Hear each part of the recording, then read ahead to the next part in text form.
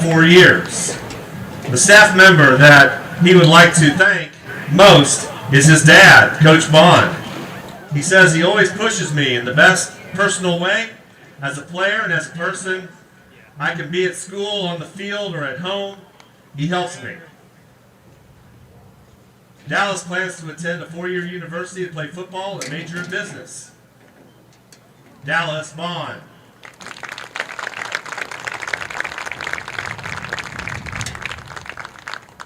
Tyler Bowden, being escorted by his father, Mark Bowden. He's a 4-year participant in football and a 4-year letter winner. Tyler would like to thank Coach Al Troyer, who's been a role model for him because he's taken him under his wing as a student player and treated him very, very well.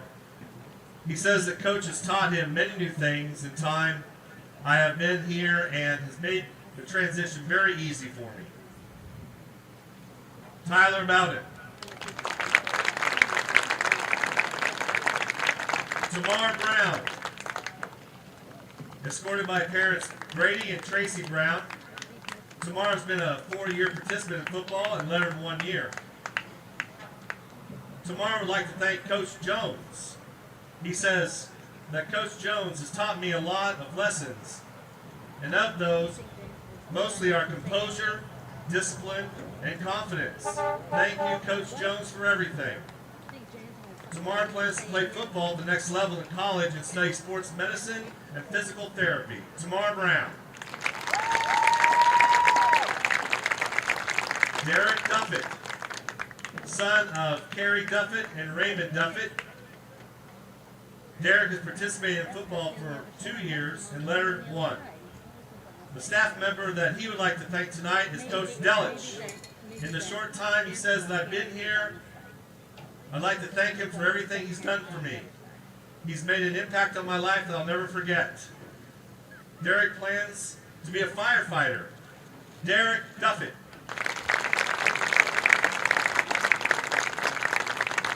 James Eaton, escorted by Beth and Brian Eaton. James is a 2-year participant in sport and football and a 2-year letter winner. The staff member he'd like to thank is Big T. He says, "You have made a positive impact on my high school experience in both academics and sports. Even though last year was my first year in football, I've grown to love the game thanks to you. I would not be where I am today without your guidance. Thank you for everything, Coach T." James plans on attending a 4-year college to study atmospheric and space sciences. James Eaton.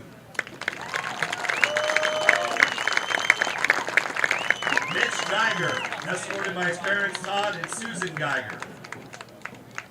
Mitch has been on the football team for 4 years and lettered for 3. The staff member that Mitch would like to thank is Mrs. Smith. He says she's impacted me the most, and I would like to thank her for keeping me on track in class and always pushing me to do my best.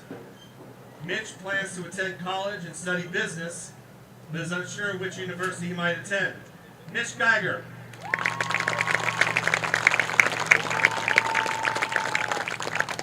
Tucker Isaacs, being escorted by Matt and Amy Isaacs. Tucker is a 3-year participant in football and lettered for 2 years. The staff member that Tucker would like to thank is Mr. Maurer.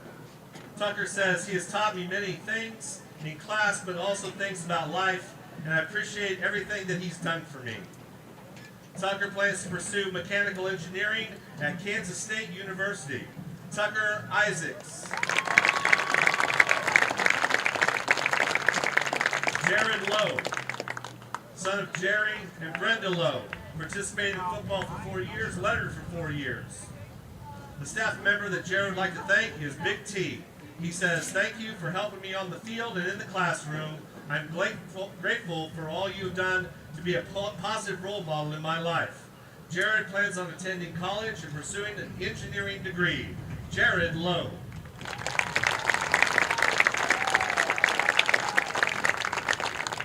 Brandon Martin, being escorted by Jeremy Martin and Michelle Martin. Brandon has participated in football for 4 years and lettered for 4 years. Brandon says he'd like to thank Coach Troyer for giving him the opportunity to play on this team and for helping him play the game that he loves.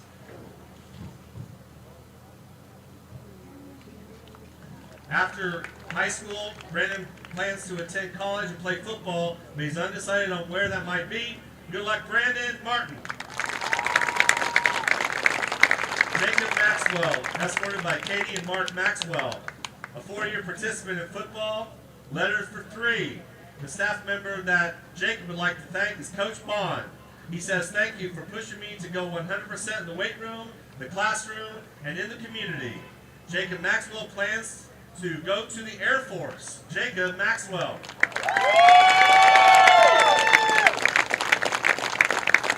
Blake Poggi, escorted by Alan and Jill Poggi. Blake is a 4-year participant, 3-year letter winner, and the staff member he would like to thank is Matt Tiroff. He says, thank you for all the laughs and teaching moments during class with you. He says, you always push me on and off the field and have made me the person I am today. I thank you so much. Blake Poggi.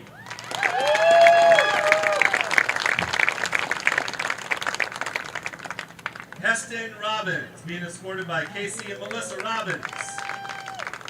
Heston is a 4-year participant, 4-year letter winner in football. The staff member he'd like to thank is Mr. Troyer. He says, thank you for shaping me into the leader that I am today. Heston Robbins.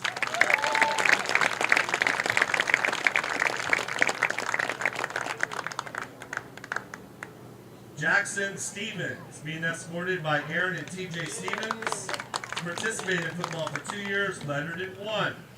The staff member that Jackson would like to thank is Coach Bond.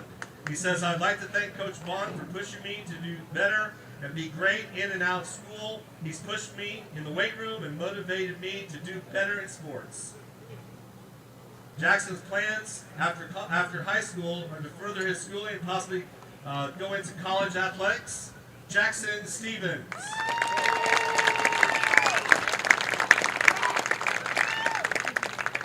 Bodie Strauss, being escorted by Sandra and Travis Phipps, a 4-year participant in football, 3-year letter winner.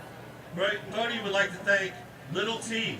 He says, you have made me the person I am and a better player. I wouldn't have any other offensive coach than you, pushing me, yelling at me, and giving me chances to make myself better and make things better for the team. I want to thank you so much. Bodie plans to study astronomy. Bodie Strauss.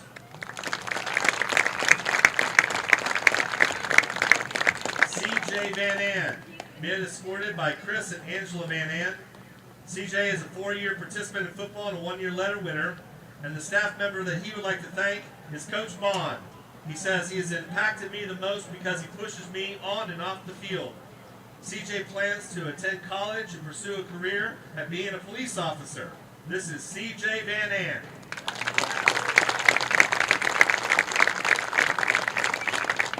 William Washington, being escorted tonight by William Washington Sr. and Andrea Morris. He's a 1-year participant in football. And the staff member that William would like to thank is Mrs. Van. He says, thank you for helping me see me finishing through the end of this and reward me. He'd also like to thank Mrs. Slayball, who's always been there and help him with his hard work no matter what the situation was. William plans to go to college and get an engineering degree. This is William Washington.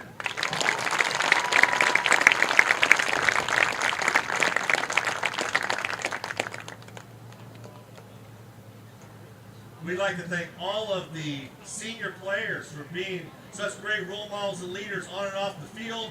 We'd like to thank the parents and families. Let's give everybody a round of applause, please.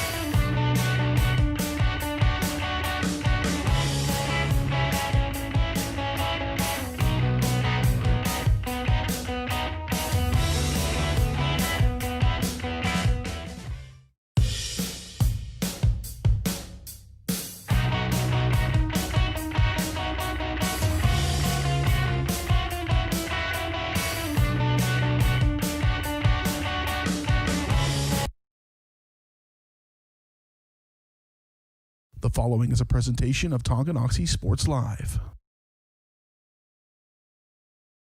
It's time for the Chieftains on your new home for Tonganoxie High School athletics, Tonganoxie Sports Live. Tonganoxie Sports Live is presented by Kansas Insurance, locally owned and operated. Learn more at kansasins.com. Also by Brothers Market, Community National Bank, Midwest Chiropractic Center, SNS Auto Body, The White Birch Agency Realty Executives, Physical Therapy Solutions, First State Bank and Trust, the Tonganoxie Recreation Commission, and Wizard of Paws. It's time for the Chieftains, right here on Tonganoxie Sports Live.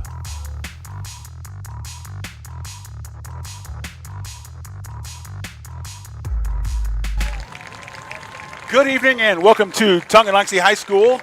We're here at Beatty Field in Tonganoxie, Kansas. My name's John Rushel, here with Dylan Funk. We're ready to bring you another Frontier League matchup between your Tonganoxie Chieftains and the Eudora Cardinals. I had to think about that for a second. Thank you, Dylan. Again, it's a matchup of teams in unfamiliar areas in the league table. Eudora comes into league. Comes into tonight's matchup undefeated in Frontier League play. They won their Week 1 matchup, but they are currently 1-2 overall. They lost a couple of out-of-conference games. Tonganoxie, on the other hand, they're sitting 5th in the conference with a 1-1 record after last week suffering the setback against a stout Paola squad. Definitely a matchup we're going to see later on in the year. Yep. But again, Tonganoxie comes in with a 2-1 record. Obviously, scoreboard, the standings hopefully are not going to make a difference. What do you think, Dylan? Tonight, John, I think the Chieftains, they should have no shame in that loss they took last week. That was, again, a very stout and stacked roster that Paola has over there. And we probably will see them again when we get to playoff time here in the next month or so. But tonight for Tongi, it'll be all about bouncing back. And especially when you get Eudora coming in, like you've already said, even though they're 1-2, that one win they had is in Frontier play. So they are undefeated in the league, while Tongi is actually not undefeated in the league. They've gone 1-1 so far in the year. So they just need to come out tonight, try to get on top early.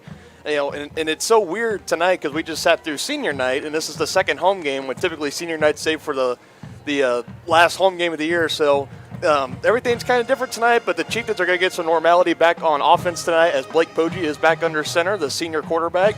So I expect this offense to pick it up and start running really early, get up big on the Cardinals as fast as they can. Yeah, like you mentioned, Blake Poggi stepping back under center. Gabe Bailey did a fantastic job past couple weeks, filling in for the senior. But, again, Coach Troyer has to be happy to have Blake back under center in a, pretty definitely not a must-win game, but something, kind of definitely a confidence-building opportunity for the Chieftains. This is not a season destroyer. If they do lose tonight, it's not a season destroyer whatsoever. However, you do kind of start to fall behind. You've dropped 2 league matchups back-to-back. You don't want that to happen. All right. We will take a quick break, and we'll be back here with a little bit look around the league and a little bit more in-depth look into tonight's matchup. You're watching Tonganoxie Sports Live. To be successful on the field or the court, you need a quality team. To be successful in the real estate game, you need the team at White Birch Properties Realty Executives in Tonganoxie. Amanda, Brianna, and Joanna make up this team of like-minded individuals with the goal of making the home buying and selling process enjoyable and stress-free. The team at White Birch Properties is in it to win it. Stop by and put together your game plan at 1203 State Avenue, Suite B in Tonganoxie, or call 913-417-1007. At Kansas Insurance, we know one size doesn't fit all. In fact, our whole mindset is based on customized policies for you and your families. We're local, and we do what we do because we care about you. Think of us as brokers for your insurance needs. Working with Kansas Insurance gets you the award-winning service and attention to detail that only an independent agency can provide. All across Kansas, we're here to help you manage and plan for all types of risk. Contact a local agent today. Kansas Insurance. Local, independent, serving you.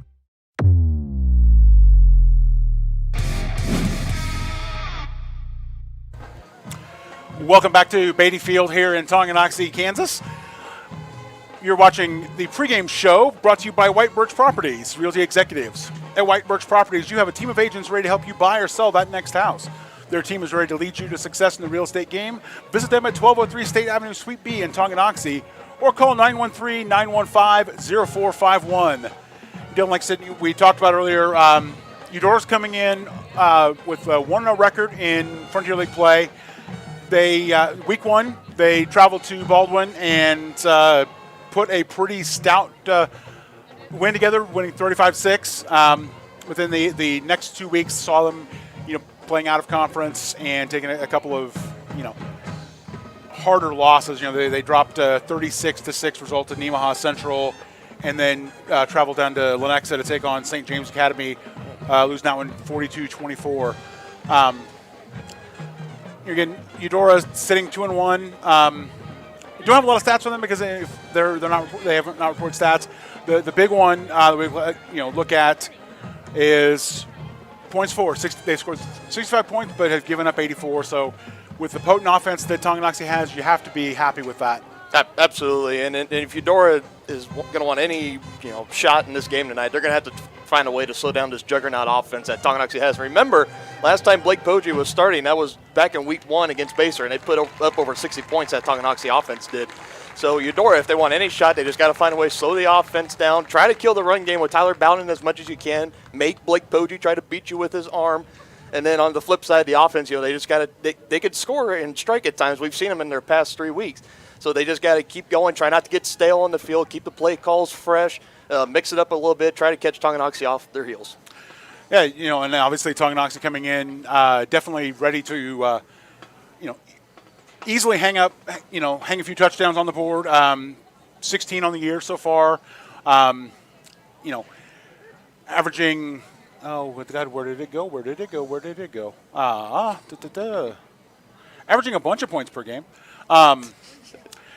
Bear with me just a second as I flip back. There we are. Technology is great when it works, right, John? It's awesome when it works, not so much when it doesn't. So obviously, Tonganoxie put up 114.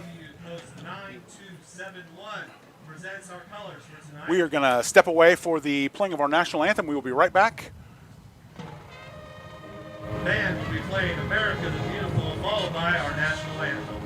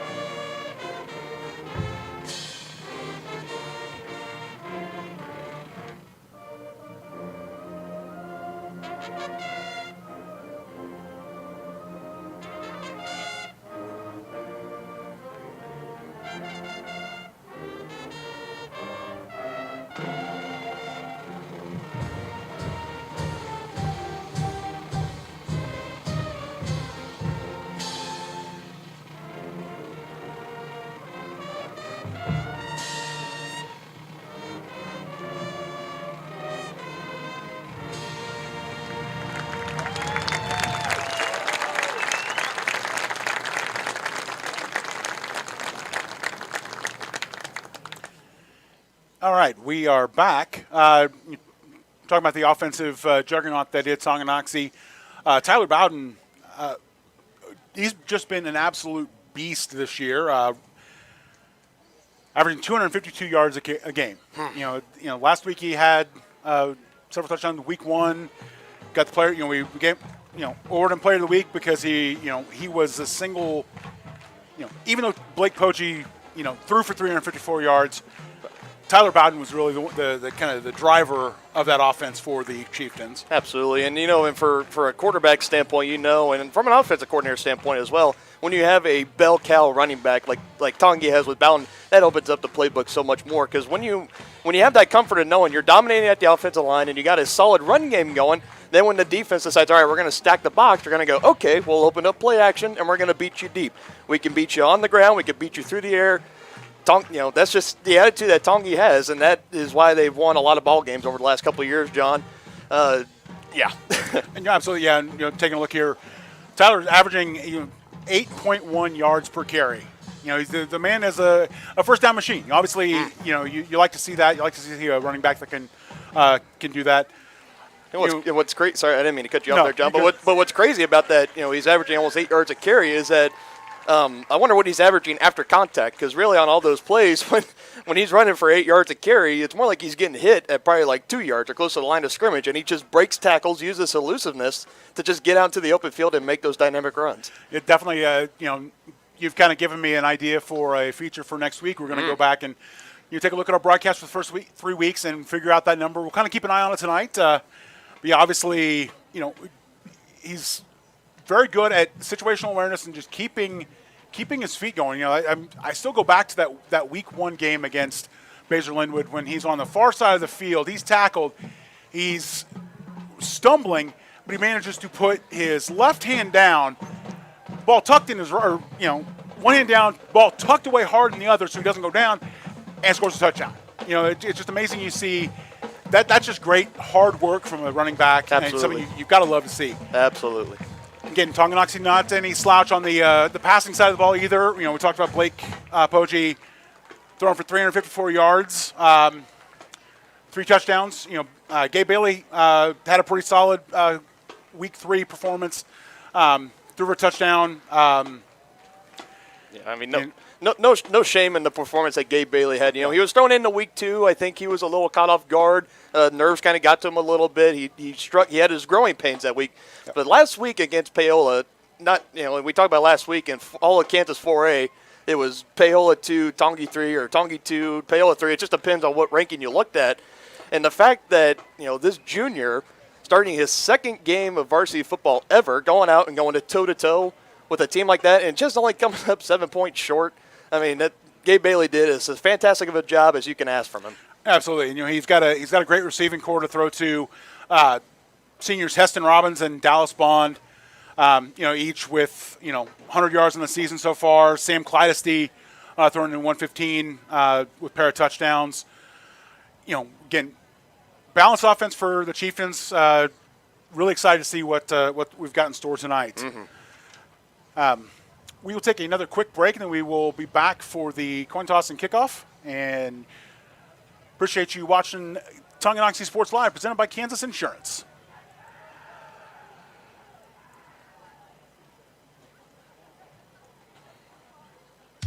The Tonganoxie Recreation Commission understands that the benefits of recreation are endless. That's why they are continually working to develop programs for all the residents of Tonganoxie. Great programs like the 3rd and 4th grade basketball league and the 4th through 6th grade volleyball clinics. Registration for those programs are open right now and are great for any skill level. For more information or to get registered, go to tongirec.org or call the Tonganoxie Recreation Commission at 913-845-3502. Community-minded, community-strong. That's what you get with Community National Bank in Tonganoxie. A small-town feel with the best banking services, including great options on loans, checking and saving accounts, CDs, safety deposit boxes, and more. At Community National Bank, people don't care how much we know until they know how much we care. To learn more, check us out on Facebook at Community National Bank KS or visit communitynationalbank.net. Go Chieftains!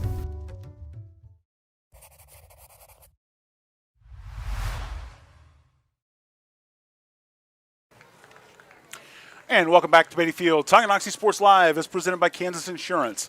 At Kansas Insurance, you'll find personalized coverage designed for you. As an agency, they believe in taking time to issue personal care and attention to each individual client. To see how Kansas Insurance can help you protect what matters most, call 913-369-6600. We just saw the Tonganoxie Chieftains run through the tunnel. We are just about ready to get started here as Blake Poggi and Mitch Geiger head out to the stripe to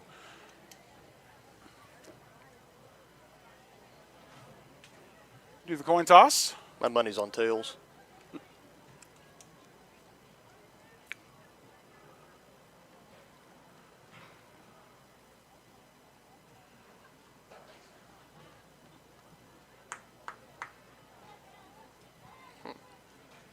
Alrighty. As we watch the official with the pantomime here, try and. I just hope he didn't forget his coin. You laugh. I have actually had to give a referee a coin Really? at the college level. As one of our officials in the KCAC. Again, I have so much respect for what the officials do, and obviously, looks like the Cardinals will be receiving the kick first. It's one of those things you see those guys arrive, two and a half hours before a game, and they watch just as much film as the teams, and they come with multiple bags of stuff just in case something happens. And the one time, the guy reaches in his back pocket. He's like, "I don't have a quarter," and I feel bad. It's like I just happened to be down there switching something out and hand it to him anyway. All right, we will take a quick look around the Frontier League. Tonight we've got, obviously, our matchup here, Tonganoxie taking on Eudora. Bonner Springs is in a non-conference matchup. They are down at Spring Hill. And Paola takes their 3-0 record into Ottawa, who's got a 1-2 record. We'll see what... Again, that's going to be a pretty solid matchup there. Baldwin is also playing a non-conference game over in Topeka, taking on Topeka Hayden High School. And Lewisburg is taking on Piper. It's listed here on the Max Prep scoreboard as a road game for Lewisburg. But, again, I know Wyandotte County has not necessarily relaxed all of their restrictions. So, all right, we are ready for kickoff here in Tonganoxie. Jackson McWilliams back, sends it deep, collected by Cale Lynch, and he's bulls forward, brought down by a host of Chieftains at the 29-yard line.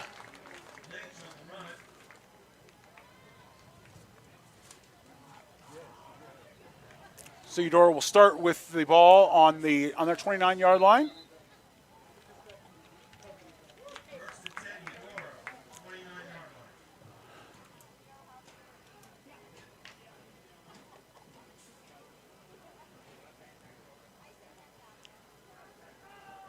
Tie formation, one back in the backfield for Eudora.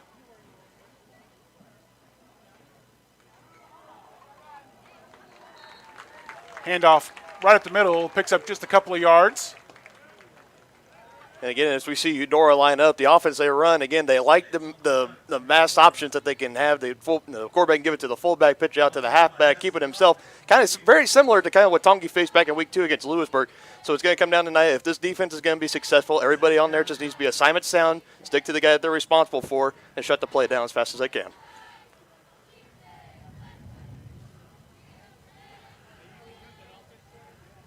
Lynch motions to the right and handoff to Bierbauer, but he is wrapped up for yard and change loss back to the original line of scrimmage. So it brings up a third and a long 9 yards. Play brings up third down, 9 to go.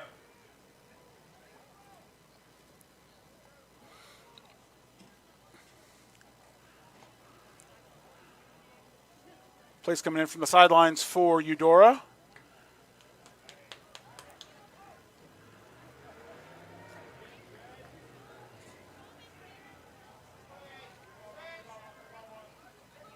A little bit of misdirection there, but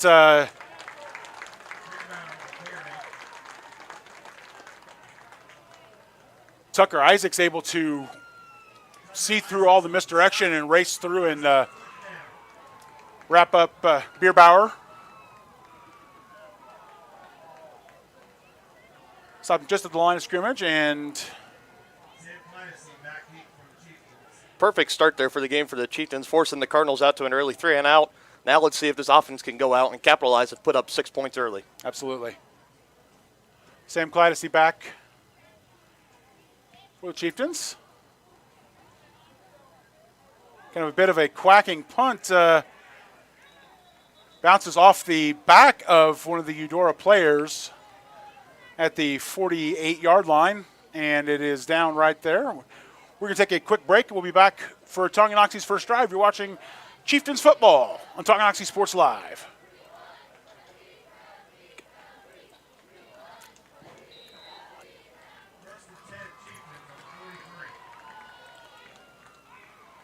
Correction, we're going to stay here. We're having some technical difficulties. Our computer is a little bit laggy this evening. Two receivers top of the formation for Blake Poggi. He steps back and immediately has to step up in the pocket. He scrambles for 4 yards. Wrapped up by Daryl Higgins.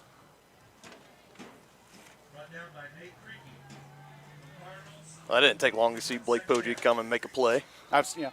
We were talking, how quick is he going to get back into the swing of things? And answer is, right away. Again, you see Coach Troyer, first play from scrimmage, looking to get Blake Poggi back in the kind of back in the driver's seat, get him in his rhythm, and two receivers top of the set for Poggi. Handoff goes to Bowden, and Bowden finds a big hole there in the middle. Romps forward over the 50-yard line, brought down 39. That's exactly how you draw up that play run. He finds the open gap on the offensive line, cuts through there, gets to the second level, makes a man miss, gets extra yards at the very end.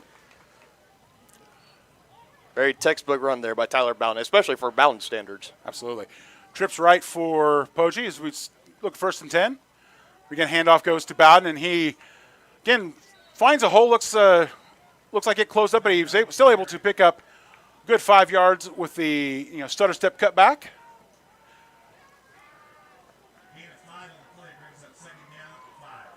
They'll take that, picking up 5 yards a carry. I mean, you're going to be hitting pay dirt a lot often in this game, John. Just needed to do it twice, and that's the first down. So.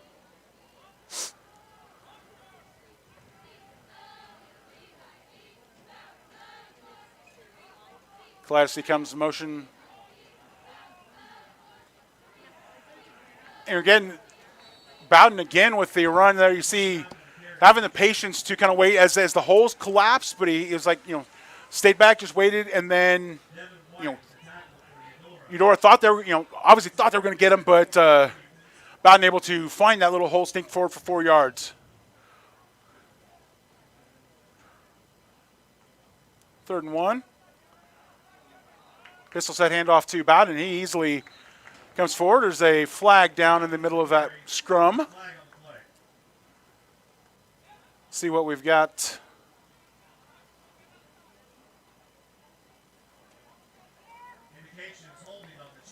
Yep. Chieftains going to take 5 yards back and try that again. Correction, 10. Yeah. Should be 10. Yeah. 10 from the spot. I keep getting confused. 10 from the spot.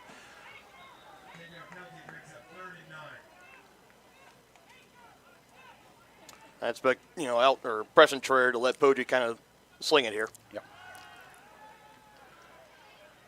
Poggi scrambles.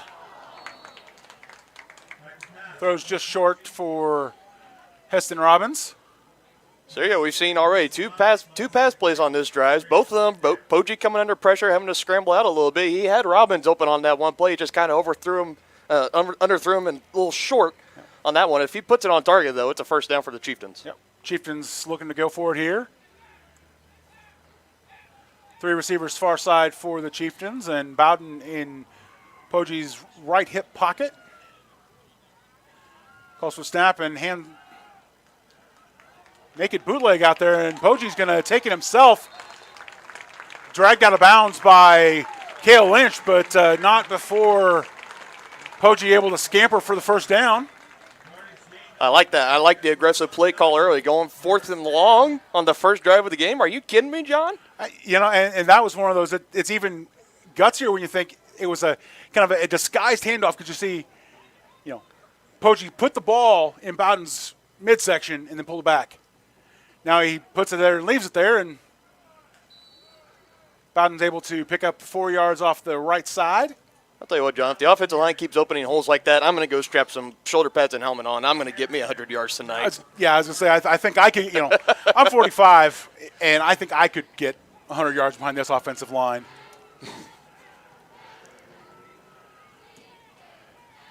Gladys and Robbins, receivers, split out for the Chieftains. Poggi calls for the ball. Handoff to Bowden. And he bowls forward for another first down.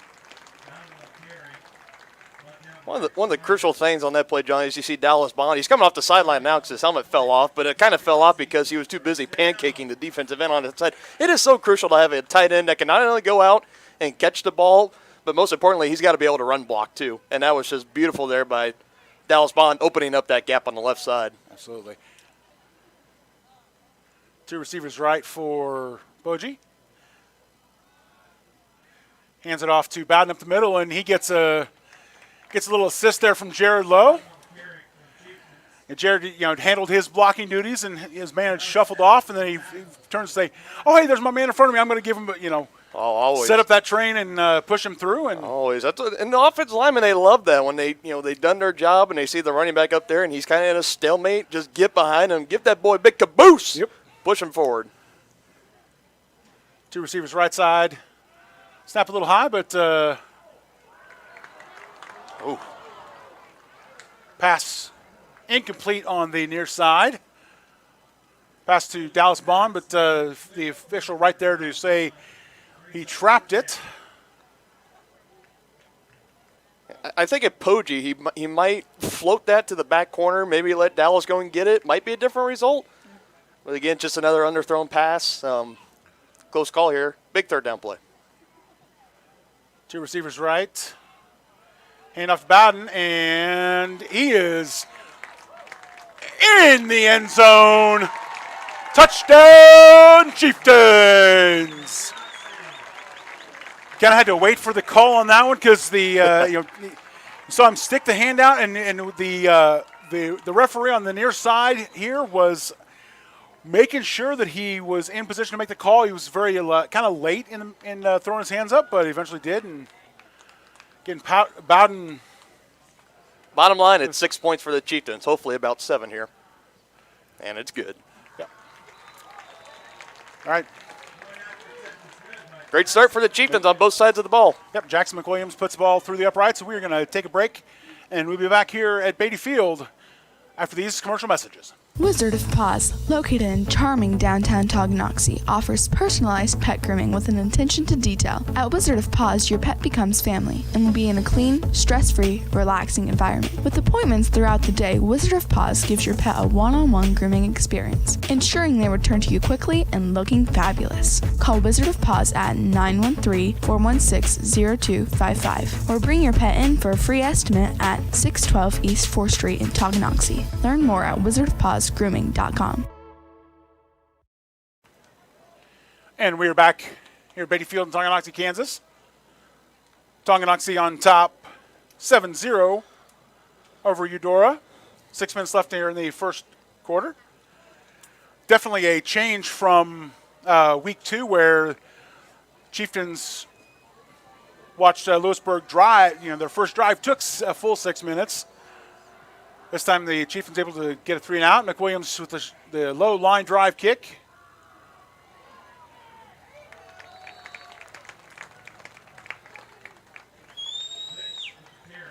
Lynch wrapped up at the 30 but did that. Trying with all the referees going, we're going to call it the 32-yard line. Referees all dancing back and forth, switching on the balls. It's like, okay, one of you guys, can you please stand still? And this is why you and I get paid to do commentary. Yes. Another compact formation, one receiver near side for Silas Eder.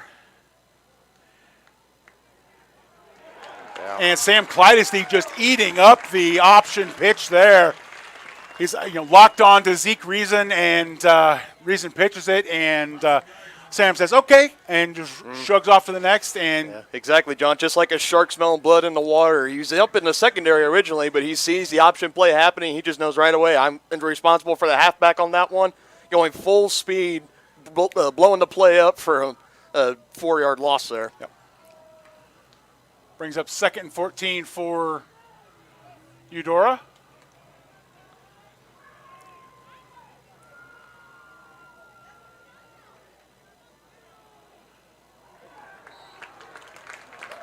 Run up the middle, but again, the middle of the Tonganoxie defense able to stop that in its tracks. Jared Lello able to shrug off his blocker and reach up and wrap up the back. Yeah, without a doubt so far, John, this front six of the Tonganoxie defense has shown up to play tonight, and they're coming out with aggression, attitude, and they're coming to pop you right in the mouth at the line of scrimmage. Yep. Bierbauer forced to go over his back. Eudora comes set, and pass is complete, but Tamar Brown right there to make the tackle.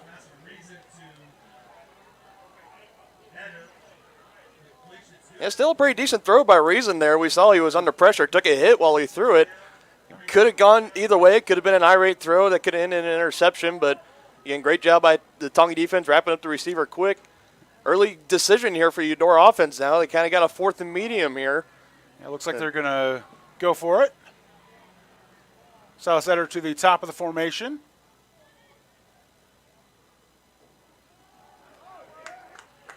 And looks like they were able to pick up the first down yardage. Hand off to Bierbauer up the middle, and he's able to pick up 4 yards and an inch.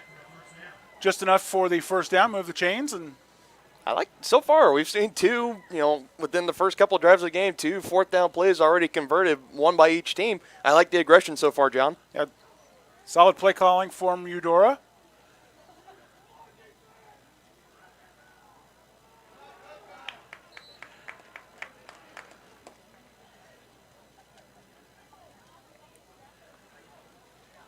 Trying to see who had the carry on that. Whoever it was wrapped up right at the line of scrimmage. Very short 2 yards. Yeah, looks like Reason kept the ball.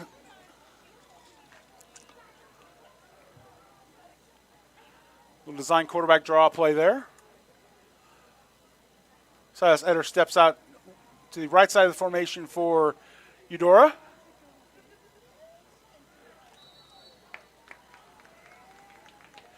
One of the things we talked about a couple weeks ago with Lewisburg and sometime, occasionally with Tongi, selling the fakes is really key to that, and that plays an example of it. Referees, as you notice, were late blowing the whistle because there was a lot of misdirection in that backfield, and 3 different players for Eudora looked like they could have the ball, but then the referees finally realized, hey, it's the guy that's tackled a yard behind the line of scrimmage.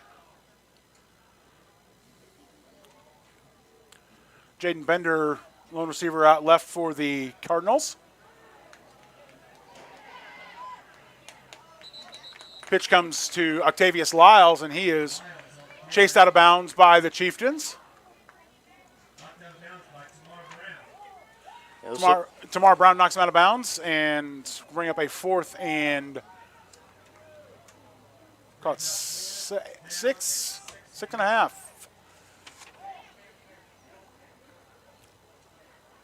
And definitely great couple of defensive stands early in the game for the Chieftain defense, shutting down the Cardinal offense.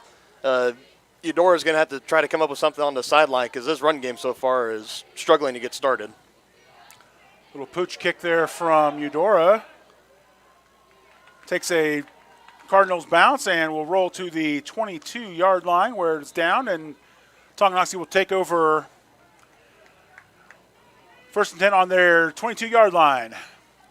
At Kansas Insurance, we know one size doesn't fit all. In fact, our whole mindset is based on customized policies for you and your families. We're local, and we do what we do because we care about you. Think of us as brokers for your insurance needs. Working with Kansas Insurance gets you the award-winning service and attention to detail that only an independent agency can provide. All across Kansas, we're here to help you manage and plan for all types of risk. Contact a local agent today. Kansas Insurance. Local, independent, serving you. And we're back. Blake Poggi hands off to Tyler Bowden, and he's on the move. Breaks for 25 yards. Again, and we can go on and on, credit how great Tyler Bowden is. What he reminds me of, he's like a culmination of Barry Sanders from the NFL with that elusiveness and speed, but also Le'Veon Bell, because Le'Veon Bell is known to be one of the most patient running backs. As he just keeps on going, I can't even get my thought in. Another first down in the blink of an eye. But again, just kind of the elusiveness, the speed, but the patience is something I feel like we don't give enough credit to, and that is something he definitely has, and he uses it very well. Tongi definitely in the hurry-up offense here, and why not? You've got three runs. Tyler Bowden, three straight carries. That's the shortest of them at 8 yards. Only 8, John? I know, but that's the first time. First time this drive, he hasn't connected for a first down. Third play, it's all right. We'll give him that. 3 receivers to the right side or left side for Poggi, and he steps back to pass. It's a little bit outside there.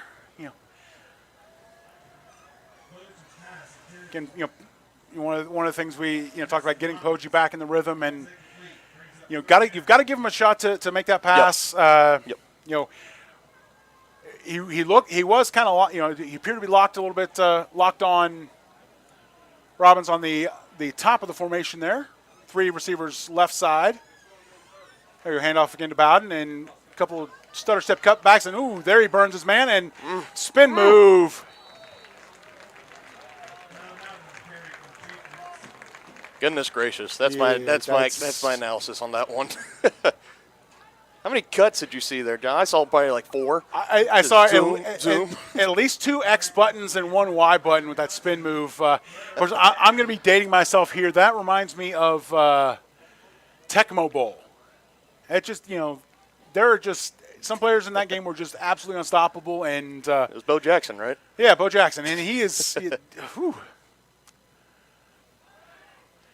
Short little play action there, complete to Bond, and Bond's able to rip loose of his tackler and put it in for 6. Touchdown, Chieftains! That was a great thing. That's what I was getting ready to say, John. The run game is obviously start up, blazing fast, but they need to get this pass game going with Poggi. The first 3 throws we saw him made, a little underthrown, a little bit outside. I said they need to start kind of get him in a rhythm, get him a bubble screen, get him a little flat slant. We saw it right there to Dallas Bond, breaking a tackle. 6 for the Chieftains. And McWilliams back for the extra point. Snap down perfect on T, and it's right up the gut. And Chieftains take a 14-0 lead.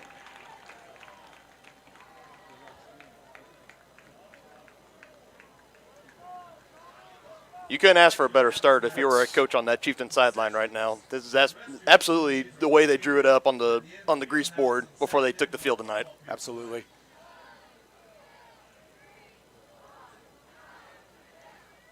We got the cheerleaders, cheer squad down in front, doing push-ups for points, and I gotta say that might you always joke about leg day. You never skip leg day, and this is one of those things that the cheer squad. I hope they did skip arm day yesterday because we've seen this offense put up 60 points, and it looks like they could be well on their way to doing it again. Yeah. Long story short, it could be a long night of push-ups for this Chieftains cheer squad. Yes. Be some spaghetti arms in the morning.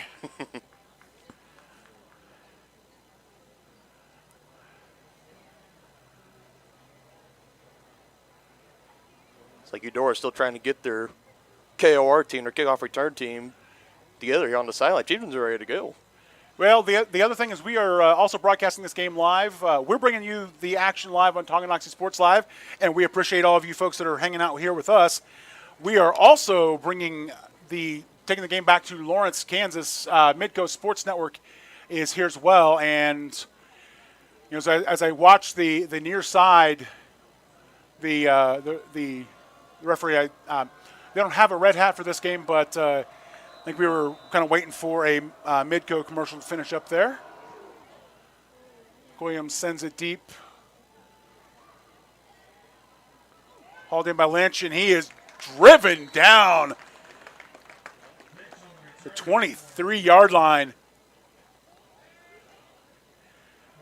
Cuts back and runs right into a wall of red.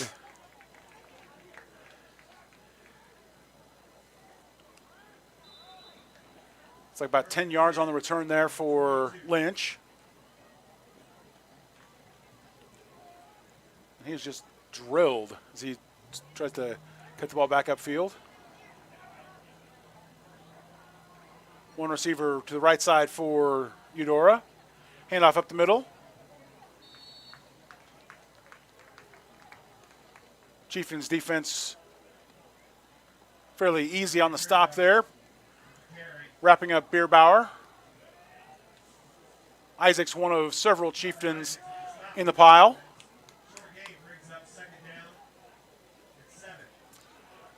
Second down and 7 from the 26-yard line. Looks like Eudora is going to be content to take it to the second quarter. There's about a two-second difference in the play clock, in the game clock, and we're gonna take that break with them. You're watching Tonganoxie Sports Live here from Beatty Field. At Kansas Insurance, we know one size doesn't fit all. In fact, our whole mindset is based on customized policies for you and your families. We're local, and we do what we do because we care about you. Think of us as brokers for your insurance needs. Working with Kansas Insurance gets you the award-winning service and attention to detail that only an independent agency can provide. All across Kansas, we're here to help you manage and plan for all types of risk. Contact a local agent today. Kansas Insurance. Local, independent, serving you.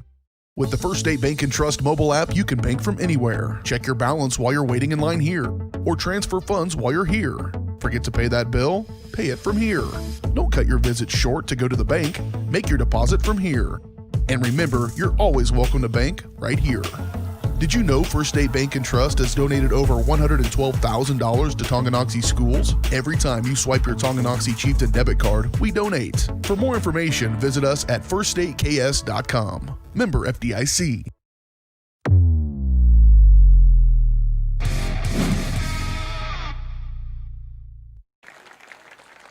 And welcome back to Tonganoxie Sports Live, presented by Kansas Insurance. After one quarter of play, Tonganoxie with a comfortable 14-0 lead over Eudora. Tyler Bowden with the first touchdown for the Chieftains, and doing a lot of the legwork on that last drive, but capped out by a 8-yard pass to Dallas Bond. So fitting here on Tonganoxie's senior night. I know it's early in the season, but on their senior night, first 2 touchdowns, 2 seniors scoring them. I love it. Yep. All right, Eudora is going to come out second and 8 from the 25-yard line. Motion in the backfield, and Tonganoxie's defense with a quick shift to adjust. Hand off to Bierbauer up the middle, and he is wrapped up.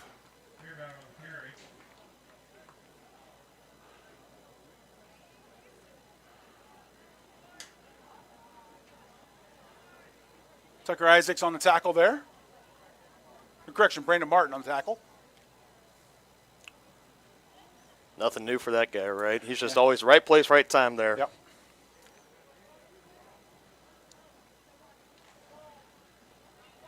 Play comes in from the sidelines for Eudora. Silas Eder, the lone receiver to the left.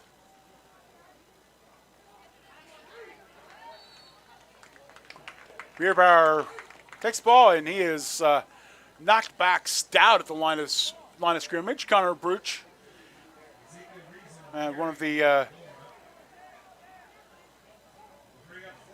Chieftains in there on that tackle. And another big defensive stop there from the Chieftains as the Cardinals are going to be forced to punt it away. Third time tonight.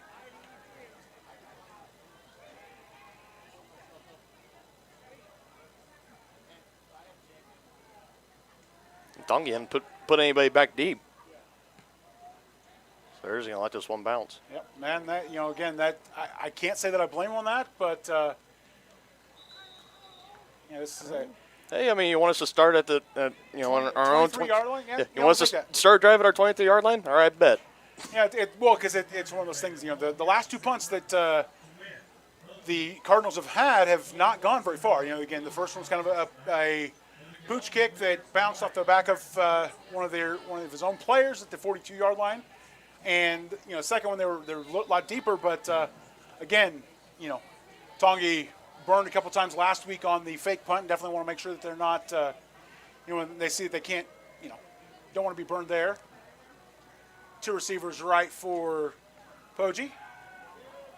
Steps in, floats the ball to Dallas Bond on the left side.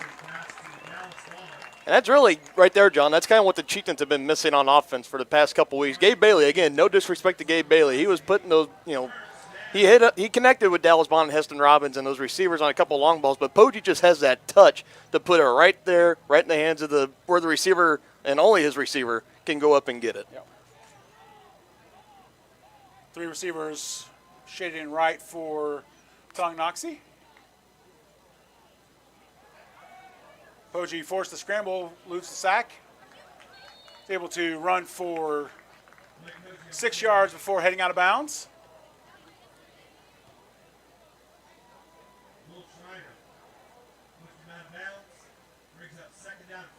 Chased out of bounds by Schreiner for Eudora.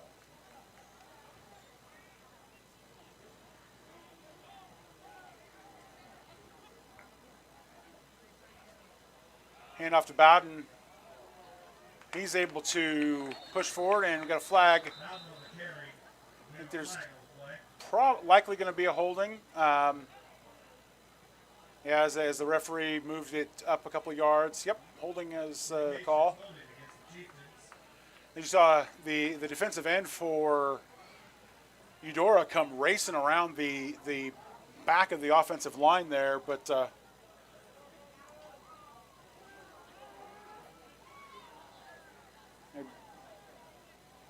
hate to see Tonganoxie kind of waste the good run from Bowden.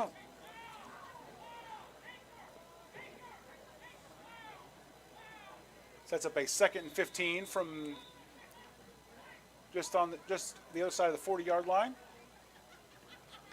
Poggi calls for the ball. Snaps come back, hands off to Bowden, and he's wrapped up the line of scrimmage there. And there you go. And we get saved for the first time tonight, John. Bowden has been stopped at the line of scrimmage. Yeah, Schreiner was able to shed off his blocker, and he was right there waiting for Bowden, and not a thing that Bowden could do there, as he was, he is human, as a matter of fact. Walking right into the proverbial trap. Two receivers either side of the formation for Poggi. Drops back, sends ball deep. Again. That time for Robbins, but Robbins laying out, not able to make the grab.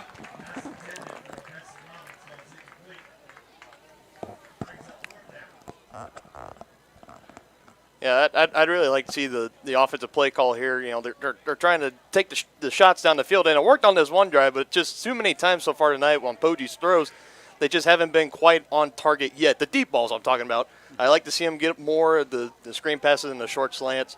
Try to build up his confidence. Nice little rugby kick there from Poggi, and it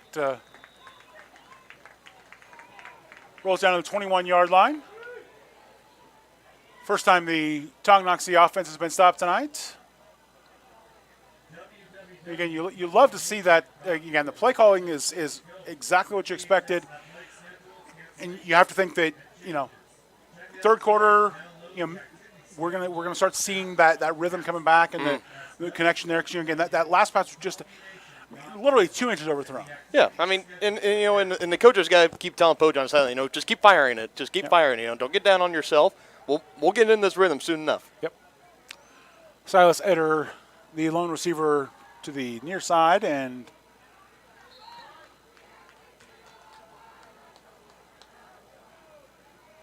handoff to Bierbauer, and he is wrapped up after a 1-yard gain.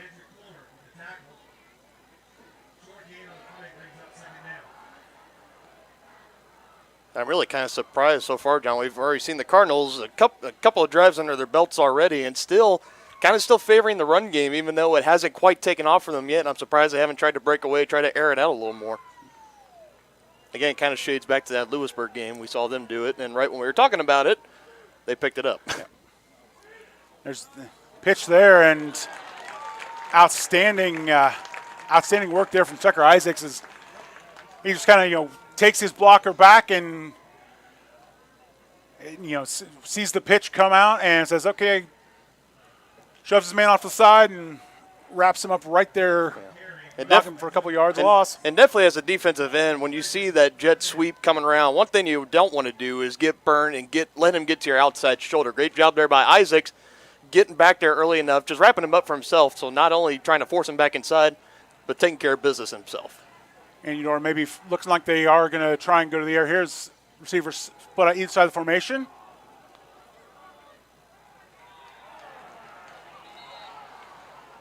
Say Tamar Brown on coverage there. And looks like he made contact.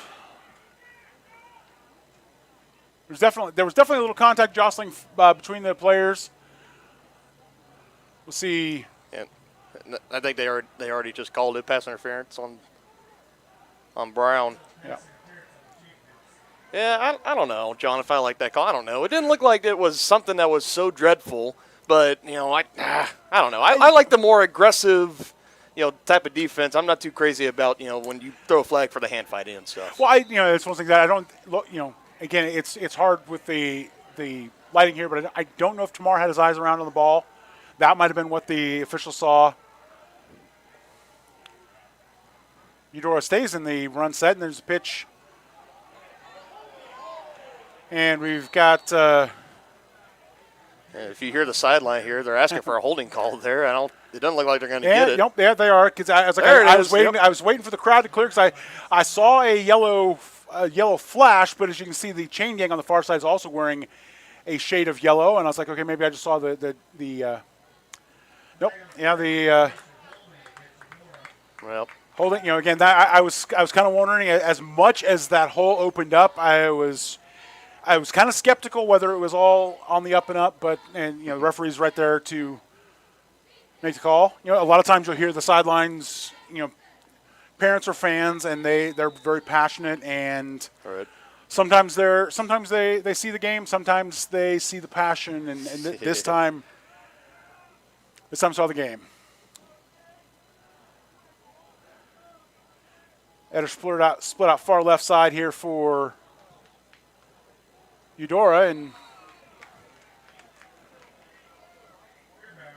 Bierbauer are able to pick up yardage to the original line of scrimmage. Brings up a 2nd and 8 from the 37-yard line.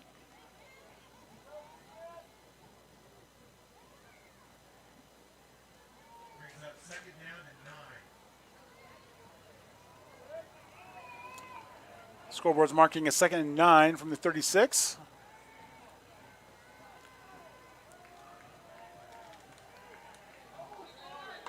And we have a false start here as Eder lost his balance, was forced to put his hand down. I think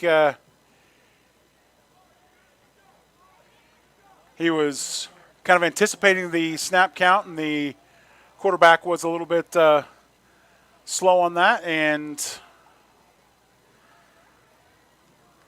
all right, Eudora, they already had a couple plays where it looked like they were hitting it big and they were finally starting to get in rhythm. But, those penalties, they just kind of kill you, and they kill the momentum when you're starting to build some up. It just easily goes away, just like that in a snap. The holding penalty you can kind of understand because it's guys doing the things they need to do, trying to do that. But like that when the receiver Yeah, you got to be more on the same page on that one. I agree, John. pitch out, and Kale Lynch able to scamper out of bounds. Nice little stiff arm there, but only helps him get a couple more yards there. Still 3rd and 5 for Eudora. As Reason trots in with the play from the sideline. On that last play, speaking of Reason, that was a good job by him. You look at how he was sprinting out on the speed option, suckering that defensive end to come in. He even took a hit when he pitched out, but just gave that halfback even more open field to run through, creating a 2nd and long to a 3rd and manageable. Handoff there up the middle to Bierbauer, and Brandon Martin fills the hole and stops Bierbauer for 1 yard. He's up 4th and 4. Excellent work there from Brandon Martin. Again, seeing the blocks in front of him and filling his gap. And absolutely, every game he's played in so far here at Tonganoxie, this dude's just been an absolute workhorse on the linebackers, in his linebacker spot, just being right there at the right time, filling those honey holes as we used to call them here in Tongi back in the days, beating the running back at the line of scrimmage or causing a short gain like that. You love to see it as a defensive coordinator standpoint.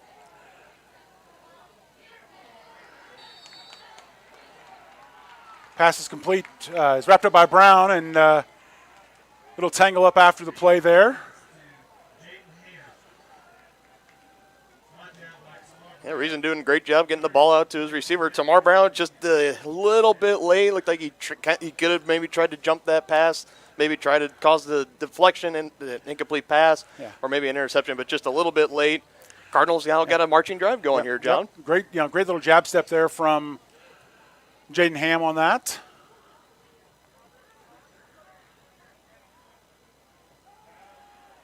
Again, pass is. Oh my God! Wow! He made the catch. Move over, Odell Beckham. Let me show you how I do it. Silas Eder with a great diving grab there for Eudora. I checked that man's hands for glue, John. That was absolutely incredible. Well, you got to say the new gloves that they're making these days, they're super, super sticky. It's not like the stick 'em of old where Clifford Washington style from the replacements. Sam Etler, put that on your huddle highlight. Absolutely, that's a grab. Hand off to Bierbauer, and he's able to scamper through and break a tackle, and he is able to keep churning for a touchdown. And Braden Bierbauer, hand off up the middle, and he looked to be stopped there, but he was every bit as elusive as Tyler Bowden has shown, and he's able to put one in for the Cardinals. Exactly. Bierbauer there saying, whatever you can do, Tyler Bowden, I can do better. Getting and breaking into second levels, breaking those tackles. Great, set up by the great catch there by the receiver on the previous play, and now we see here a great run. Are they going to go for 2? Yeah, and this is one of those things that you kind of wonder if. And we got illegal motion in the backfield as 2 players were in motion at the same time, and little Keystone Cops action. Yeah, a little too much window dressing, John. think it was even so much motion, the receiver and the quarterback actually bumped into each other when the ball was snapped. So thank God, probably it was a. Well, yeah, you see flag on there. the two slot backs in motion either way. They kind of bumped into each other, and then the snap comes, and then the quarterback bumps into the fullback and just push it back another 5 yards. Top of the 18-yard box for the soccer field or pitch. Sorry.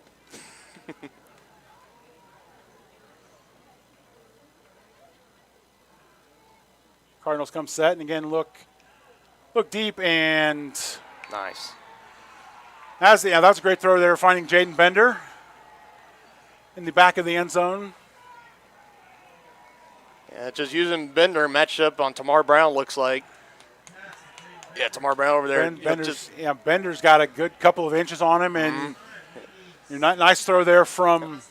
That's just kind of a perfect fade route. You just kind of throw it up to that back corner of the end zone, let your big receiver go, jump up, use that tall reach of his, snag the ball down. We got a ball game here now, John. Absolutely.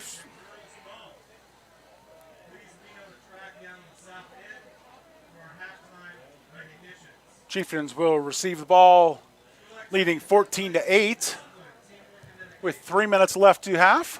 Participation opens the door to a lifetime of enjoyment and excitement. This message is brought to you by the Tonganoxie High Athletics Association and the Cake Shop. So just when it looked like Tonganoxie was kind of starting to really run away with this game, it was starting to get really out of reach for the Cardinals.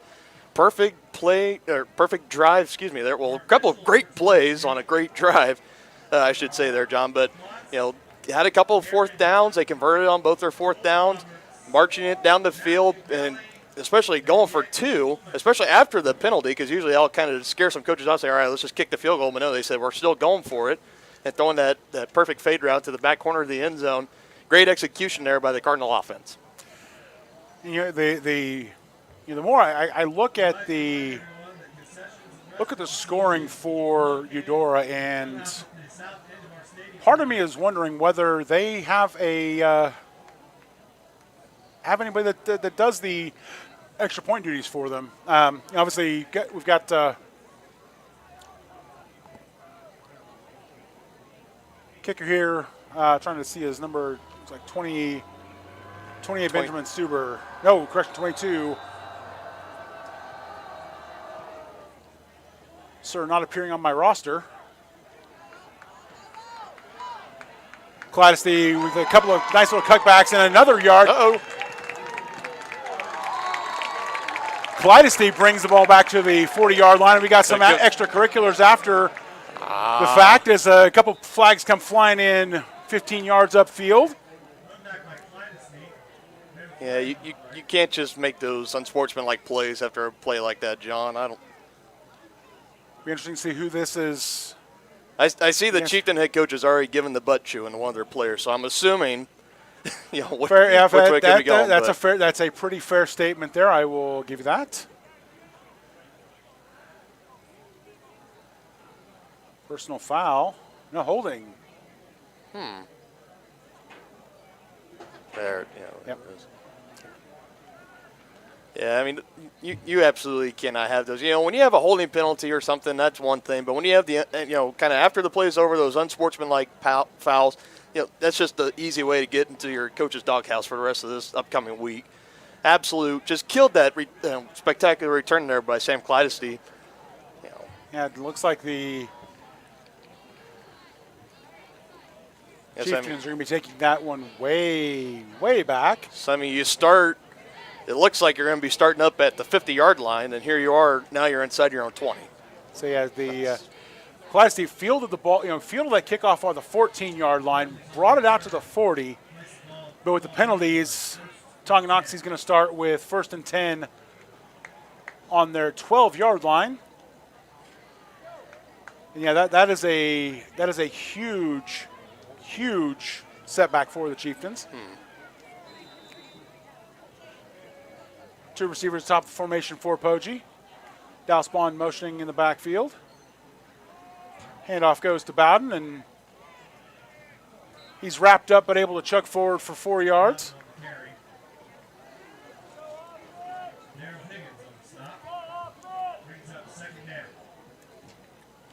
Daryl Higgins on the stoppage you're hearing over the PA. Brings up 2nd and 6 for the Chieftains on their 16-yard line. You know the Eudora defense would love nothing more, John, than to try to get a 3 and out from this Chieftain offense and then get another chance to try to score before halftime. Maybe even take a lead and Maybe. snap to Poggi, and Poggi looking deep to. And there we go. Yep, looking deep to Robbins. Robbins trying to cut back, but the defender in front of him kind of cutting him off. And we credit the officials with great eyesight and a much better view, but I think that one's pretty clear to everybody in the stadium. Yeah, for sure. And in the sad thing about that is that actually looked like Blake Poggi's best ball thrown here tonight. It looked like it was going to land right in the breadbasket, and Robbins could have had a chance of taking it to the house, but penalties, man. Yeah. At least this one, it went in the Chieftains' favor, though. Yeah.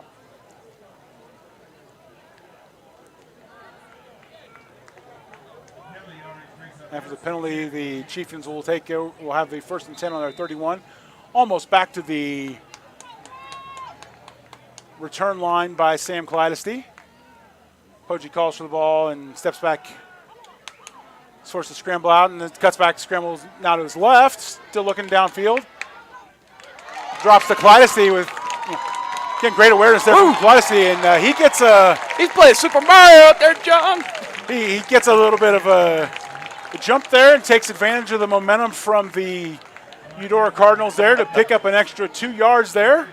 As Matt Evans and Will Schreiner had him wrapped up, Kaleidesty says, "Hey, I'll take that wave." And great pocket awareness by Poggi too, running around, giving the chance for Kaleidesty to get open for that play. We have a timeout. We're going to take that timeout here as Eudora calls a timeout. They weren't sure what they were calling, what they were seeing.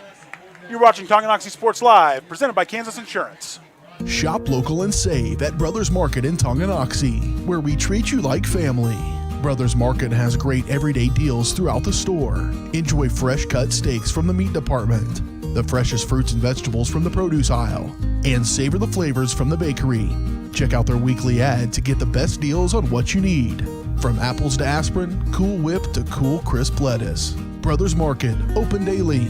Learn more at shopbrothersmarket.com. Community minded, community strong. That's what you get with Community National Bank in Tonganoxie, a small town feel with the best banking services, including great options on loans, checking and saving accounts, CDs, safety deposit boxes, and more. At Community National Bank, people don't care how much we know until they know how much we care. To learn more, check us out on Facebook at Community National Bank KS or visit communitynationalbank.net. Go Chieftains!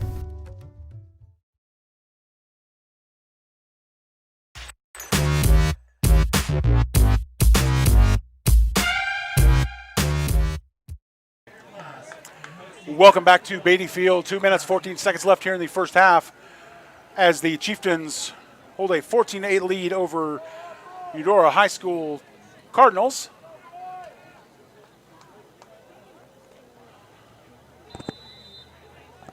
Chieftains with 1st and 10 on their 43-yard line.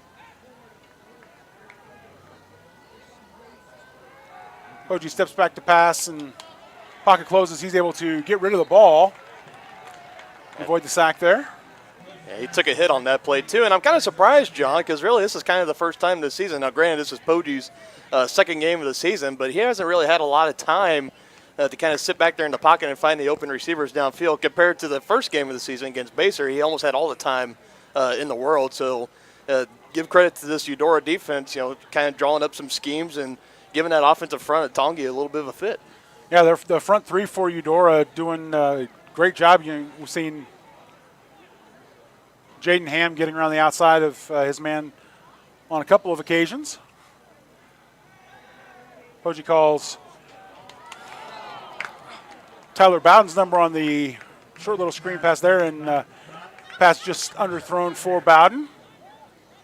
Brings up 3rd down for the Chieftains. Again, just trying to connect on that little wheel route. Bowden coming out of the backfield. Again, just a little bit short and behind there. Yep. as we can tell, Poji's kind of having his little kind of growing pains, kind of getting back into it. We kind of expect that coming in. Kind of going a little longer than I expected, though, John. Yeah. Poji calls for the snap. 2 receivers either side of the formation.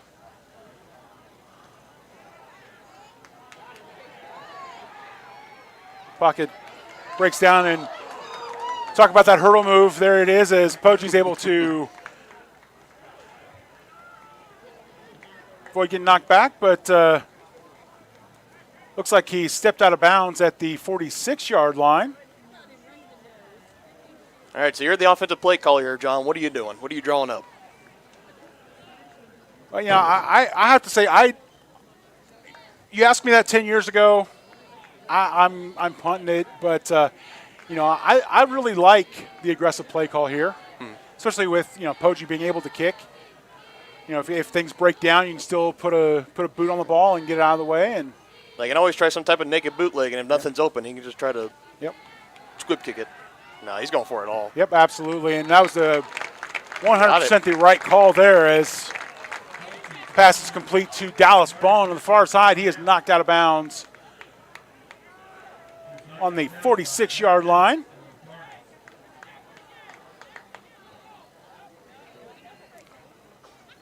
Another first down for the Chieftain offense. Getting the ball over midfield and definitely getting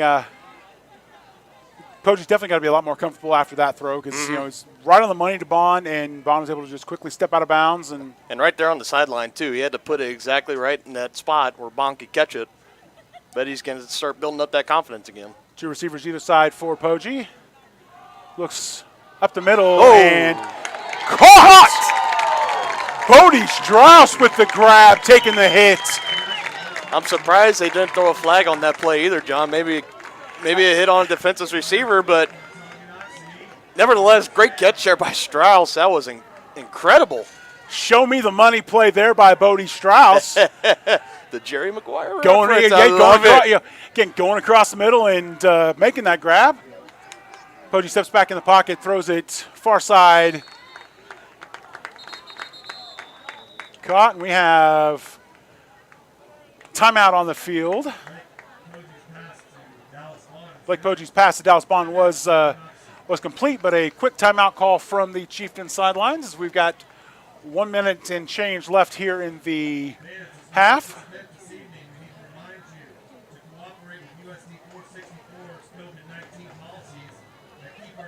Again, that's one of those plays that you love to see any receiver make. Again, bringing up shades of Rod Tidwell there, and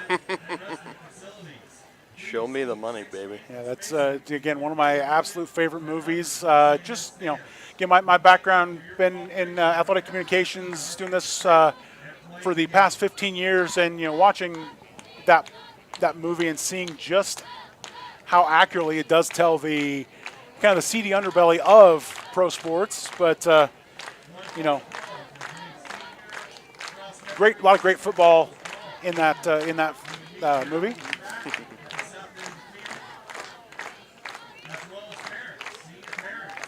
Chieftains coming back to the huddle.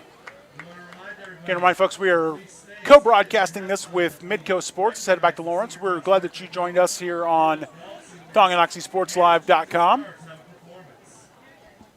Again, my name is John Rochel. I'm here with Dylan Funk. Tonganoxie Sports Live is presented by Kansas Insurance. At Kansas Insurance, you'll find personalized coverage designed for you. As an agency, they believe in taking time to ensure personal care and attention to each individual client. To see how Kansas Insurance can help you protect what matters most, call 913-369-6600. 2 receivers either side for Poji. Bowden in his right pocket. And Poji goes deep to Heston Robbins there, but solid defense there from the Eudora secondary. He's able to throw a hand in and break up that pass.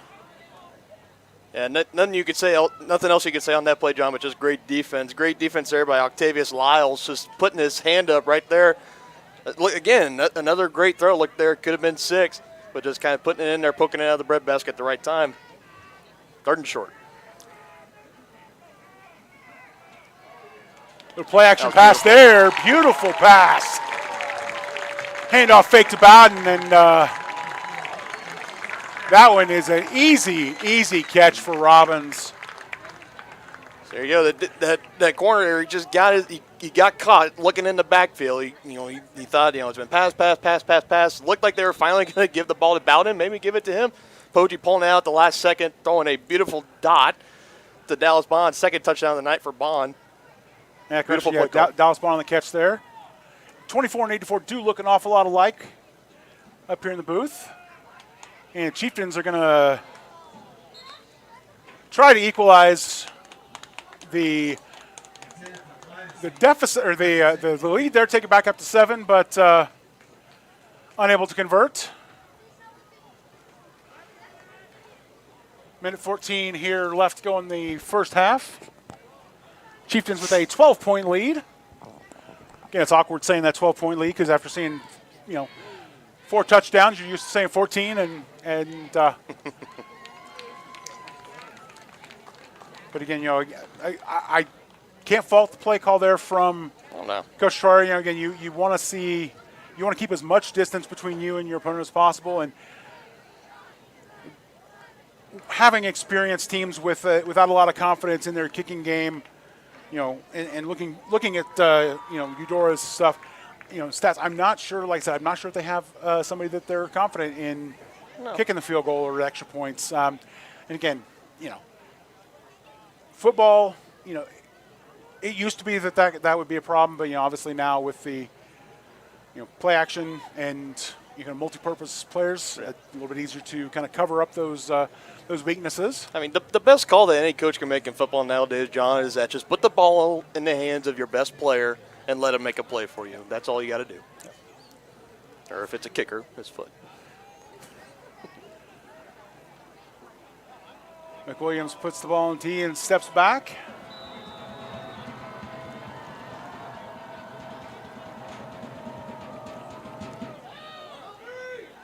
Sends the ball deep to the right side. Brought in at the 20-yard line, and Cale Lynch is wrapped up at the 30.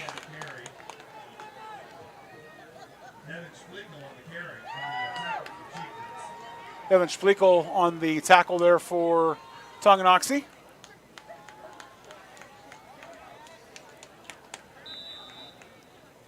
So here we go. We got a little over 1 minute left before halftime. Cardinals are trailing 20-8. I'm curious to see how aggressive they want to get here, John.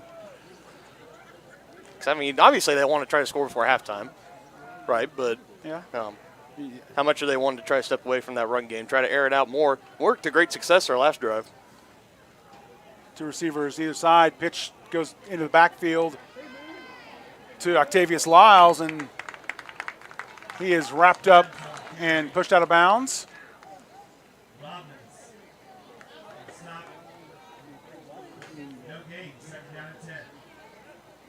Stopped at the original line of scrimmage.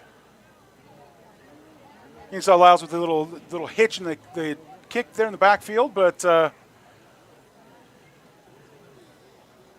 Chieftains able to stay home and make the tackle.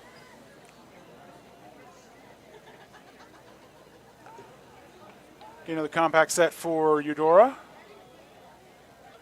Lynch comes in motion. Pitch goes to.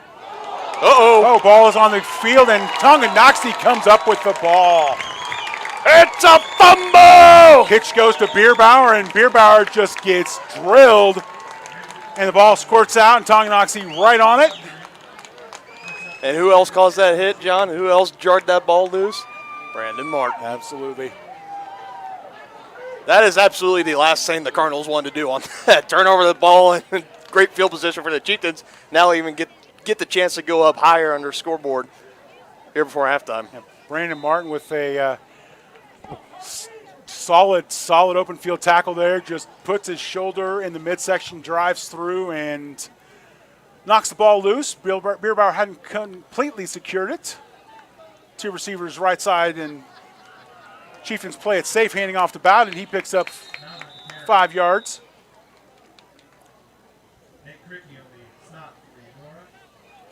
Sets up 2nd and 5 from the 20-yard line. quick timeout from Tonganoxie. So I want to talk over. Got 50 seconds left, so they definitely have a couple of shots here at the end zone or first down. You know, again, first down, stop the clock, and give them a little bit of time to reset.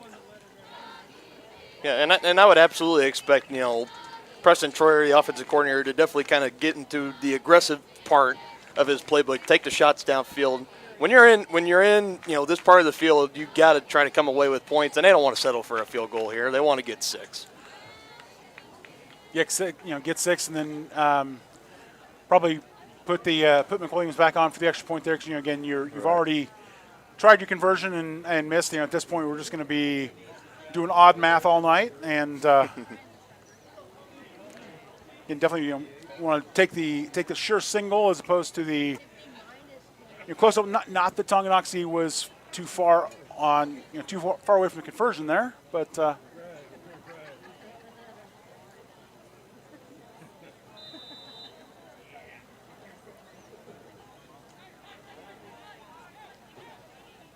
Compact set here for the Chieftains.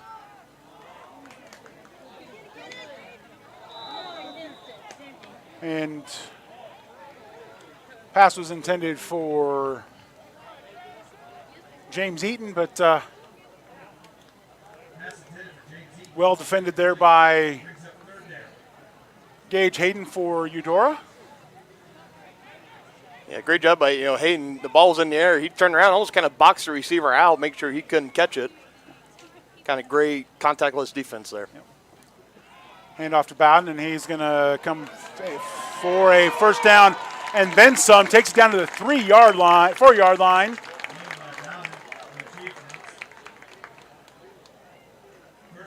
There's that first down that we were talking about. Stops the clock briefly as they move the chains. Tongi quick with the quick snap and goes right back to the workhorse, and I think they're calling him short. He is short, just on the 1-inch line, we'll call that. Tonganoxie takes timeout here with 28 seconds left in the first half. Again, great no-huddle offense there by the Chieftains. Seeing what worked and get up and call a really similar play, handoff. Bowden goes to the right the play before, then kind of goes back to the left and able to pick up almost touchdown distance. And again, just kind of like what I alluded to earlier, put the ball in the hands of your best player and let the playmakers make the play there. Kind of what we see on those last two plays, giving it to Tyler Bowden, let him punch it in. I hope they award him here and he can get it a third time and put it in for a touchdown.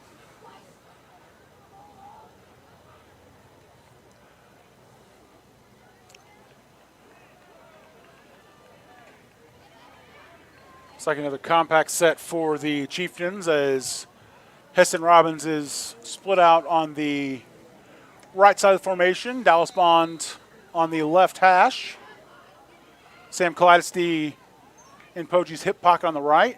And hands off to Bowden. And he chugs through for a Chieftains touchdown! Tyler Bowden with the 6-inch scramble there. We'll give him credit for the full yard. His 12th of the year.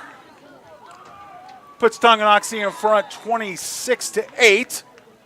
Just let the big dog eat, man. That's all I'm going to say there. Tonganoxie looks like they're going to be going back for the conversion. Poggi calls for the snap, and pass is just a little bit outside.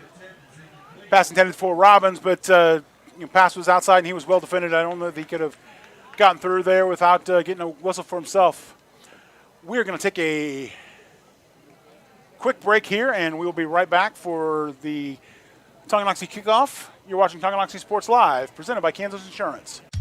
The Tonganoxie Recreation Commission understands that the benefits of recreation are endless. That's why they are continually working to develop programs for all the residents of Tonganoxie. Great programs like the 3rd and 4th grade basketball league and the 4th through 6th grade volleyball clinics. Registration for those programs are open right now and are great for any skill level.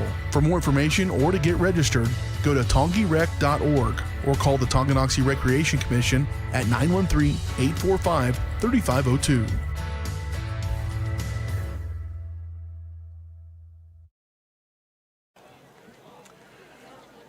And we're back as Jackson McWilliams waits for the ball from the referee.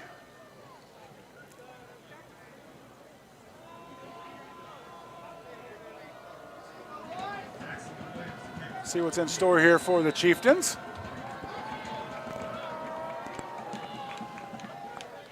Good run up, deep kick there from McWilliams. Brought in at the 15-yard line by Lynch, and he is tackled at the 28.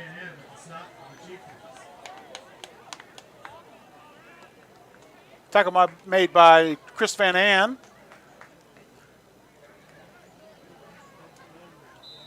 .1 seconds here for Eudora.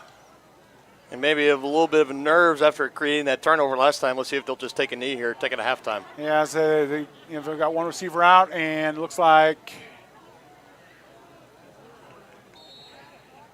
handoff goes to Bierbauer, and he is up and over the pile, able to pick up a yard, but looks like he landed a little funky or landed on one of his own man. An official timeout.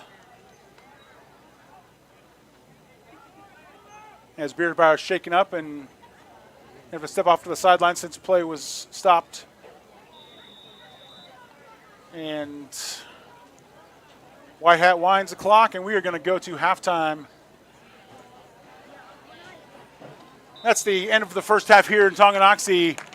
Your score, Chieftains 26, Cardinals 8. You're watching Tonganoxie Sports Live, presented by Kansas Insurance. We'll be back for the halftime show right after this break.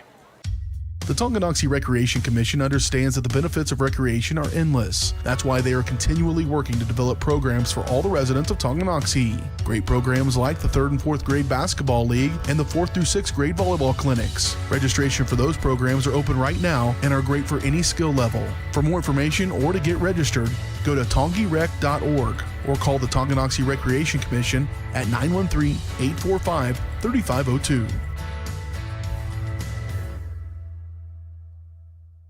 Community minded, community strong. That's what you get with Community National Bank in Tonganoxie. A small town feel with the best banking services, including great options on loans, checking and saving accounts, CDs, safety deposit boxes, and more. At Community National Bank, people don't care how much we know until they know how much we care. To learn more, check us out on Facebook at Community National Bank KS or visit communitynationalbank.net. Go Chieftains!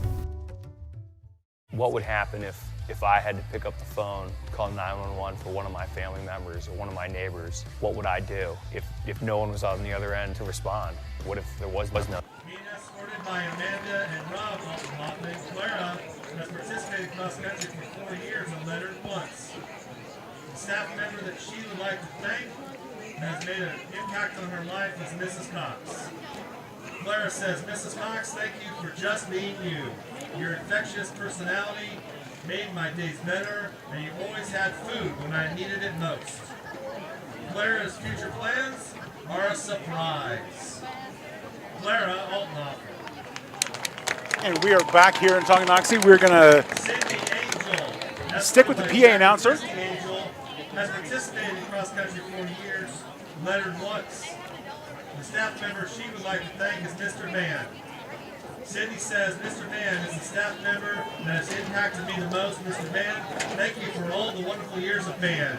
You have not only taught me how to play an instrument, but you have taught me how to have fun and make the best out of any and every situation. I will always remember the after-football game traditions and the conversations on the bus ride home after competitions. Thank you for putting up with me for 8 years. You're a real one. Sydney's future plans are to go to college and study photography. She'd also like to travel around the world to as many places as you can. Sydney Angel. We're here for senior night, first recognizing cross country Seniors Jordan Bosley, and doing girls golf. Mike and Jenny Bosley. Jordan has been participating in cross country for 3 years and has led it for 3 years. The staff member that Jordan would like to thank is Miss Schnittger. Miss S., you've been teaching me and loving me in all aspects of the science world, and for being an amazing role model, I want to thank you. Not only did you teach me how to maintain homeostasis, and that cells are made of organelles, you also taught me that it's okay to do things different from everyone else, as well as how to think outside the box. You helped me learn to be myself and not care what people thought about that. Thank you for impacting my life for the better and believing in me even when I couldn't. Jordan's future plans are to attend Colorado State University and major in fish, wildlife, and conservative biology with minors in zoology and entomology. Jordan Bosley. Our next senior is Christy Chambers, being escorted by Jenny and Jason Chambers, a 4-year participant and 4-year letter winner in cross country. Christy would like to thank Mrs. Smith. She says, Mrs. Smith, thank you for being my coach throughout my years in high school and being a great teacher and role model. Christy's future plans are for a 4-year college, pursue a future career in nursing. This is Christy Chambers. Our next senior is Jazz Gilmore, being escorted by Shauna Gilmore and Charlie Gilmore. Jazz has participated in cross country for 4 years and lettered for 2. The staff member that Jazz would like to thank is Mr. Tollison. Thank you for an unforgettable 4 years. I've made memories that I will never forget as one of your runners. Thank you for being a role model for me and my fellow teammates. I appreciate everything that you've done for me over the years. You helped me make my high school career worth remembering. Thank you again, T. Jazz is undecided about what his future plans are going to be, but he'd like to maybe at some point get a degree in mechanical engineering. This is Chaz Gilmore. Our next senior is Sam Manis, being escorted by Gretchen Manis and Brian Manis. Sam has been participating in cross country for 4 years. Sam says, I've had many teachers impact me, but the one that has done it the most is Mr. Maurer. He spent a lot of his personal time teaching me about such a wide range of topics. He has really opened my eyes to occupation and skill sets I never would have thought of without him. I also want to thank my parents for helping me achieve so much. I love you. Sam's plans are to attend K-State and gain skills and knowledge to one day open his own business. This is Sam Manis. Our next senior is Nolan Rogers. He's being escorted by Jill Rogers and his grandpa, Bill Oliver. Nolan has been a participant in cross country for 4 years, lettered 1 year. Nolan would like to thank Mr. Reed. Thank you, Mr. Reed, for helping me grow as a student and as a man and pushing me to be the best person I can be and always putting other people before me and always encouraging people to do their best. Nolan plans to work in construction and perhaps one day become an architect. This is Nolan Rogers. Our next senior is Grace Slaybaugh, being escorted by Scott and Angela Slaybaugh. Grace has been in cross country for 3 years and lettered 1 year. The staff member she'd like to thank is Mrs. Swearingen. Grace says, Mrs. Swearingen, thank you for always making sure I'm on the right track and helping me achieve more than I ever thought I could. Grace's plans are to go to a 4-year university and get a degree in business and marketing. Grace Slaybaugh. Our next senior is Jonah Stephen, being escorted by Alex and Caitlin Courtney. Jonah's been a participant for 3 years and lettered 3 years. The staff member that he would like to thank is Coach T. Jonah says, Coach T, thank you for pushing me and giving me something that will last forever. Jonah plans to eventually be in the Navy. Let's hear it for Jonah Stevens. Our next senior is Heather Longwell, being escorted by Paula and Daniel Stevens. She's a 4-year participant and 4-year letter winner. The staff member she would like to thank is Mr. Tollison. Thank you for being such a wonderful teacher and coach. The joy and fun you bring to everything is incredibly inspiring, and I've been thrilled to have known you all my high school years. You really have made an experiences great for me. Heather plans to attend college, play soccer, and eventually get a bachelor's degree in teaching. Heather Walmwell.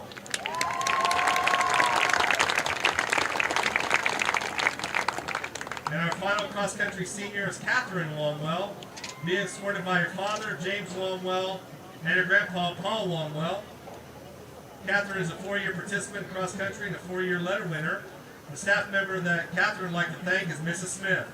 Mrs. Smith, thank you for 4 amazing years of being a role model for me. Although I didn't take any of your traditional classes, you have still taught me so much about being a good runner as well as a good person. Thank you for the time you have dedicated to me and the memories we have made together. Catherine plans to major in outdoor education with a minor in business. This is Catherine Walmwell.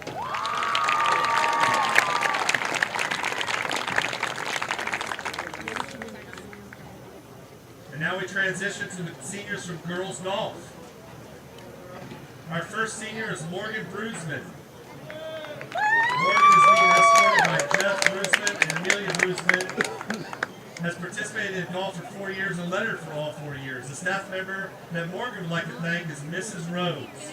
She says, Mrs. Rhodes, thank you for making me strive to be the best version of myself, not only in class but also as a person. You've continually pushed me academically and have always listened and believed in my future aspirations. Without your support and guidance, I would not be who I am today. Morgan plans on attending the 4-year university, then attending medical school and becoming an anesthetist. This is Morgan Brusman.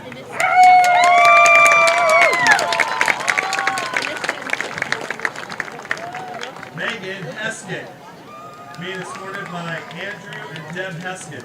Participated for 4 years, lettered for 4 years. The staff member that has impacted her the most is Mr. Gifford. Megan says, he has always encouraged me to be a better student and a better person. He always makes me laugh and checks in on me so that I'm not stressed out all the time. Megan plans on attending university and getting a degree in architecture. Megan Heskett. Our next senior is Cora Lanza, being escorted by Nancy and Charlie Lanza. Cora's participated in girls golf for 4 years and has lettered for 4 years. The staff member that Cora would like to thank is Mrs. Slaybaugh. Cora says, thank you, Mrs. Slaybaugh, for giving me the self-confidence and creativity in my writing. You opened up a whole new world of writing for me. Cora's future plans for education and a degree in history, political science, and possibly secondary education. Mrs. Cora Lanza. And our final golf senior is Kylie Rickert, being escorted by Nikki and Chris Rickert. Kylie has been on the golf team for 3 years and lettered for 2. The staff member that has impacted her the most is Mrs. Whitman. She says, thank you for always pushing me to be the best version of myself as possible. Kylie's future plans are to go to college and major in architecture and business. Kylie Rickert.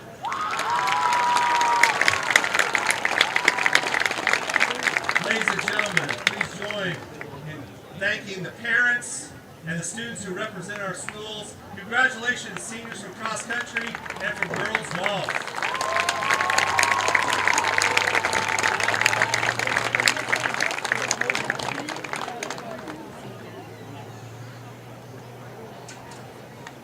Wizard of Paws, located in charming downtown Tonganoxie, offers personalized pet grooming with an attention to detail. At Wizard of Paws, your pet becomes family and will be in a clean, stress-free, relaxing environment. With appointments throughout the day, Wizard of Paws gives your pet a one-on-one grooming experience, ensuring they return to you quickly and looking fabulous. Call Wizard of Paws at 913-416-0255 or bring your pet in for a free estimate at 612 East 4th Street in Tonganoxie. Learn more at wizardofpawsgrooming.com.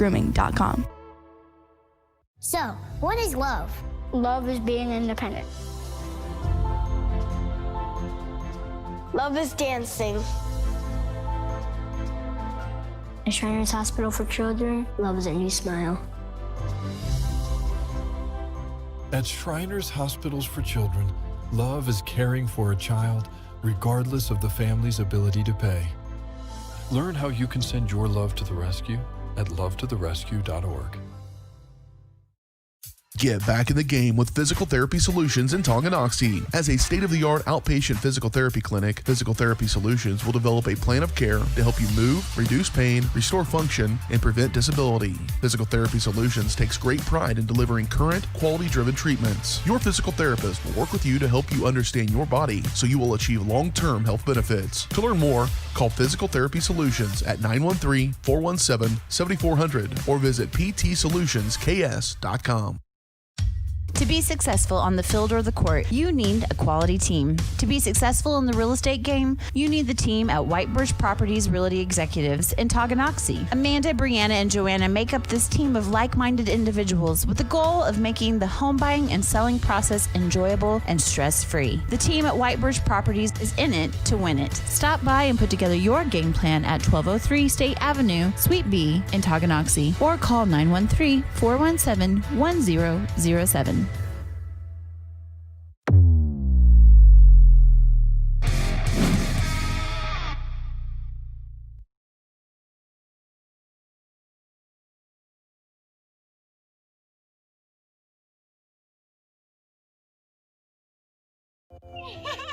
How do you see the world? At Shriners Hospitals for Children, we know that changing how you see things can turn them into Everyday miracles! Like riding my bike. Breaking boards. Hugging my mom. Every day for over 90 years, Shriners Hospitals for Children has been sending love to the rescue, regardless of a family's ability to pay. If you know a child we can help, call or go online now. Welcome back to Beatty Field here in Tonganoxie. This is John Rochko alongside Dylan Funk, bringing you Tonganoxie Sports Live presented by Kansas Insurance.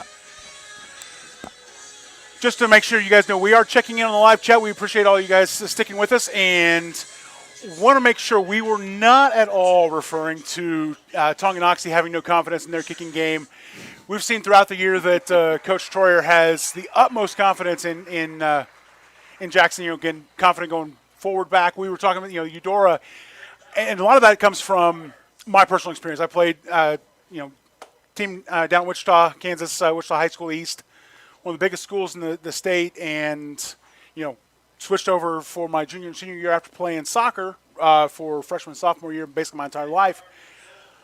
One of the things that we were really forced to do as a team is because the holder we were not able to find a reliable holder until the very end of the season.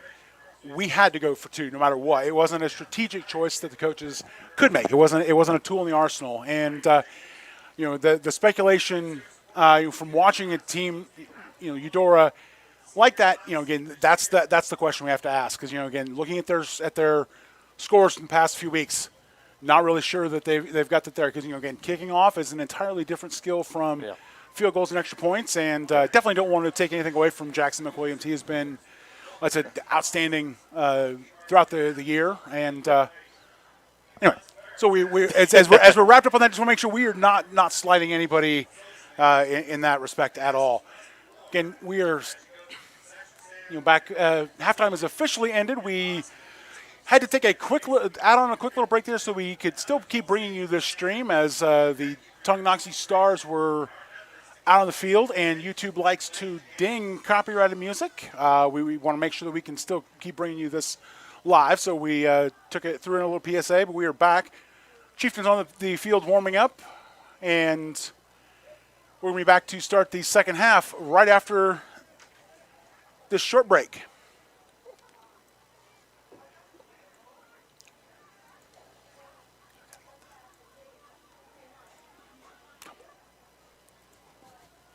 Wizard of Paws, located in charming downtown Tonganoxie, offers personalized pet grooming with an attention to detail. At Wizard of Paws, your pet becomes family and will be in a clean, stress-free, relaxing environment. With appointments throughout the day, Wizard of Paws gives your pet a one-on-one grooming experience, ensuring they return to you quickly and looking fabulous. Call Wizard of Paws at 913-416-0255 or bring your pet in for a free estimate at 612 East 4th Street in Tonganoxie. Learn more. Shop local and save at Brothers Market in Tonganoxie, where we treat you like family.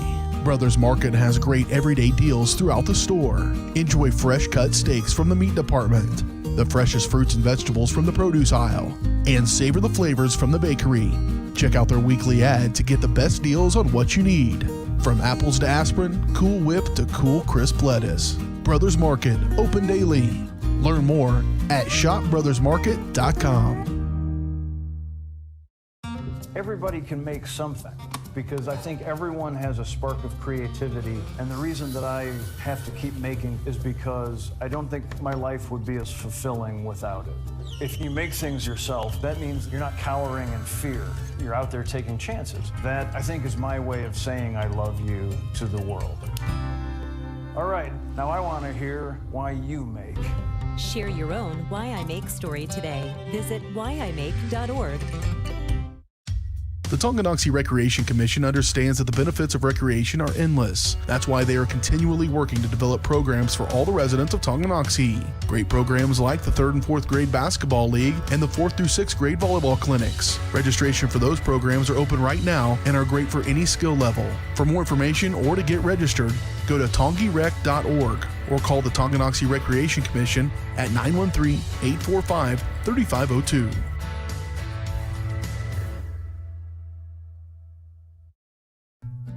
Number one, obviously, is safety.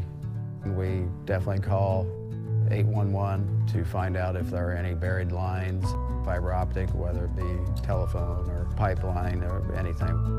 Don't take a chance. Don't think you know and say, well, I don't remember anything being put in there. Call 811 and make sure that that's identified, that there isn't something there before you make that crossing. Because in the end, we want everybody going home. And we're back here at Beatty Field. Tonight's halftime show was brought to you by Community National Bank in Tonganoxie. Community-minded, community-strong.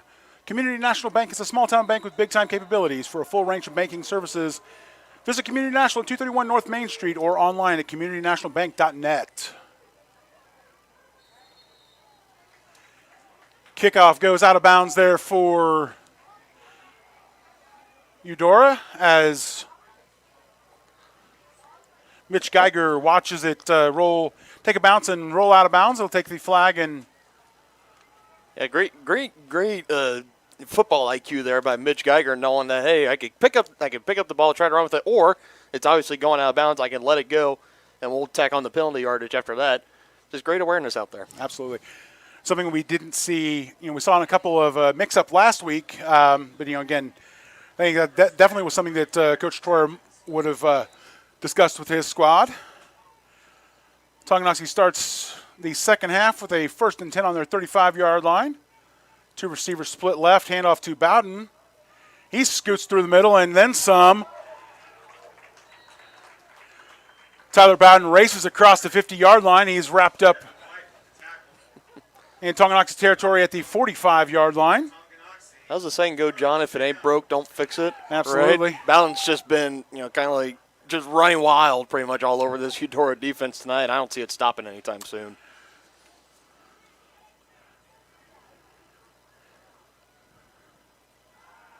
Sets up the play action pass there nicely as Poggi with the quick screen pass to Bodie Strauss. Strauss able to pick up 9 yards on that. Brings up 2nd and 1.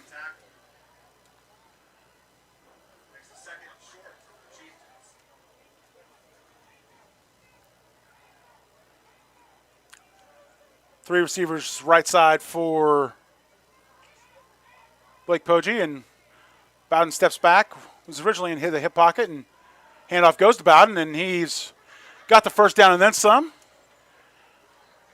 So he scampers down to the 30-yard line.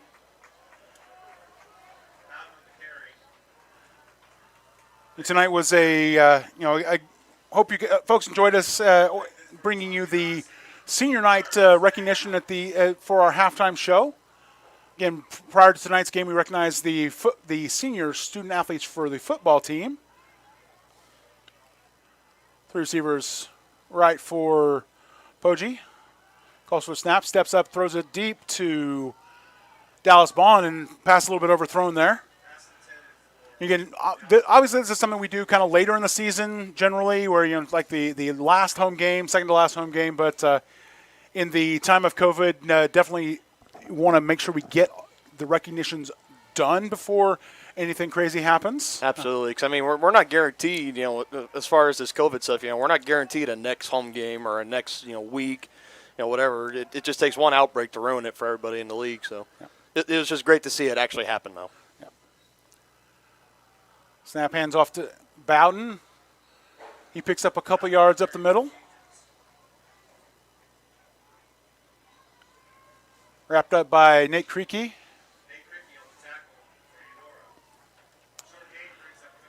Now, so we recognize the football senior student athletes. Also recognize cross country and girls golf. Both of those teams competing. Poggi rolls out on the bootleg to his right and finds Brandon Martin.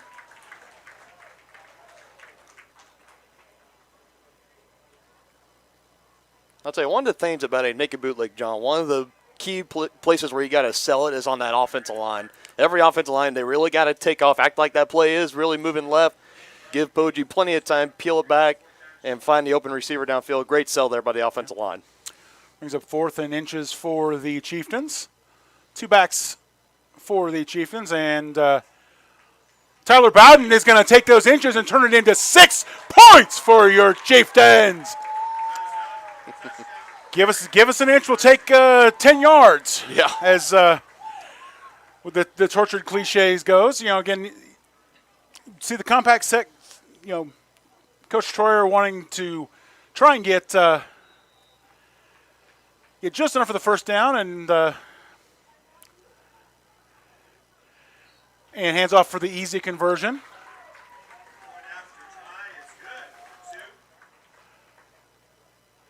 Bowden picks up his first conversion of the year to go along with 13 touchdowns and moves the Chieftains back up 34-8. Yeah, I mean, absolutely. That's exactly what Tonganoxie was looking to do coming out of halftime. We get the ball first. Let's go down the field. Let's score. Let's try to take the life out of them even more here to start off the second half. Now as we saw, Eudora was kind of starting to get back into the game. It was 14-8, and now we saw 2 quick scores at the end of the first half for Tonga, and now here an opening scoring drive to the second half. Eudora's just got to try their best right now to stay calm, cool, and collective, get together as a group, and try to get a comeback going, because it's already starting to get a little too late here, John. Yeah, Tonga taking just 2.5 minutes on that first drive. Chieftains definitely hold the possession edge tonight.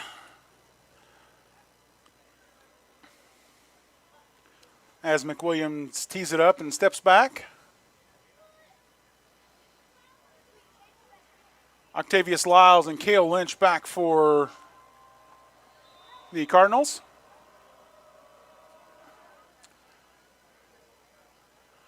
Lynch hauls it in on his 5.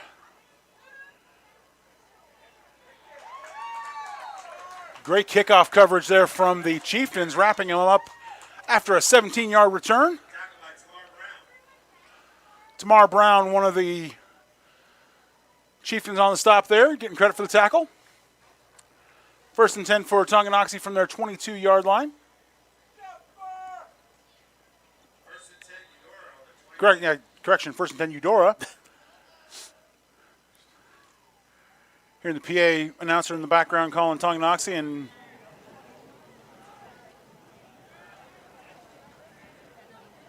one receiver's split either side for Eudora. Handoff up the middle to Bierbauer. And he is wrapped up, but I think they're going to call him coughed down. up the ball. Yeah, I think they're calling him down. Brandon Bierbauer on the carry. Pliancy on the tackle. Yeah. Honestly, I think Eudora would have rather had him whistle because they had 3 men right on the spot there and were able to recover the ball for another 10 yards. But Bierbauer picks up 11 on that play.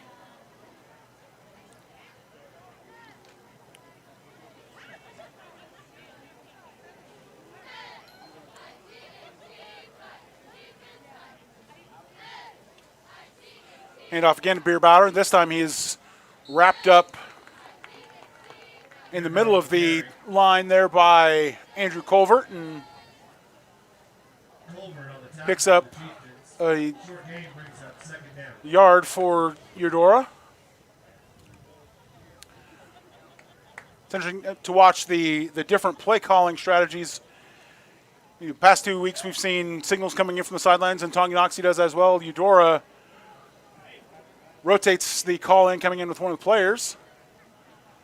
One receiver motion to the right, and we got a play action pass and a beautiful pass to Bierbauer there, and he is brought down by Andrew Colvert, but not until a sizable gain there.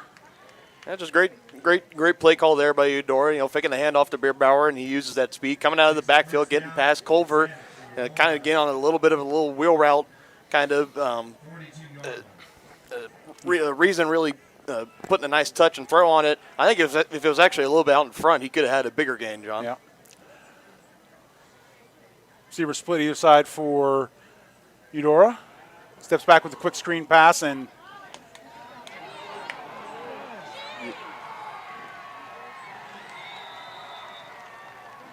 touchdown, Jaden Bidner there for Eudora.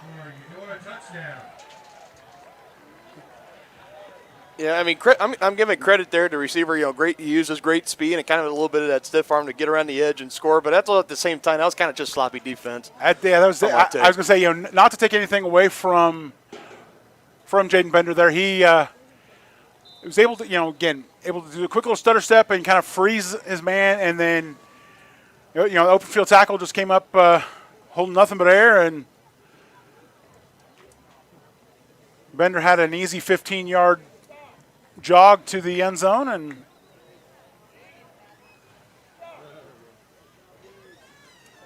Eudora steps back for the conversion, and they got it. Conversion is good to Gage Hayden. 34-16 Tonganoxie. Great response there by the Eudora. Cuts the deficit to 18 points here with 7:41 left in the third quarter.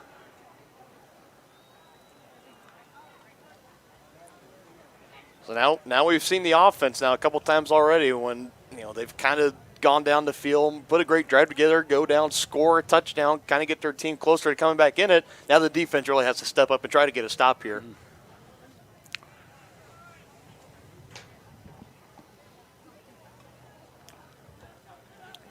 See what Chieftains have on this kickoff return.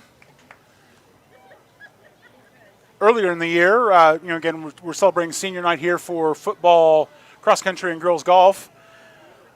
Boys soccer and volleyball have both already had their senior nights at home matches earlier this year.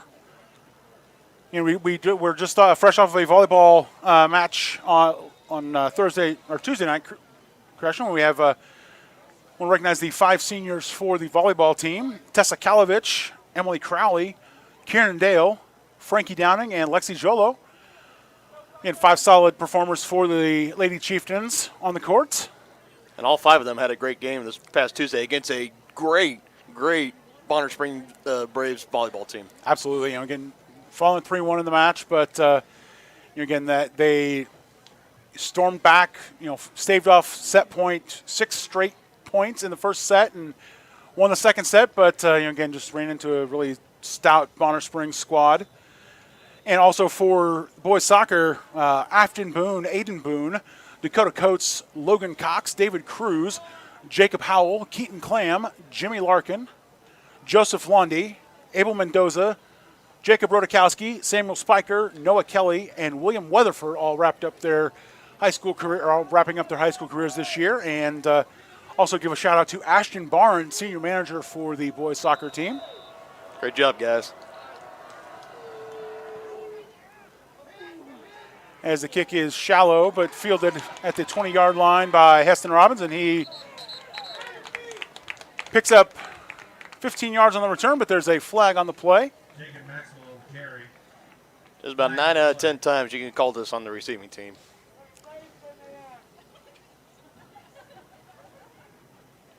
Yep. This was one of those 9. Yeah, Holding going to take that, take the ball back 10 yards from there. Not a horrible loss for the Chieftains, as and they'll start with a 1st and 10 on the 19-yard line. It's almost for the Chieftains. It's almost like no matter where the starting field position is, as long as you got Tyler Bowden back there, you got Blake Poggi back there, taking the snaps, and you got Dallas Bond and Heston Robbins and those key receivers, you feel like you can be, well and deep into your territory and still be in the red zone. Yep. 3 receivers to the right for Blake Poggi. Tyler Bowden in his hip pocket on the right side. Handed off, play action. Poggi scrambling and finds Kaleidosty. Kaleidosty turns it upfield and is able to pick up great second effort play there. Just short of the first down. I tried to give it to him after that. That was impressive. And Kaleidosty picks up 7 yards after the catch there, and 2 of those coming after, hitting the brakes and making his defenders miss, and is able to pick up another couple yards. 3 receivers left side now for Poggi.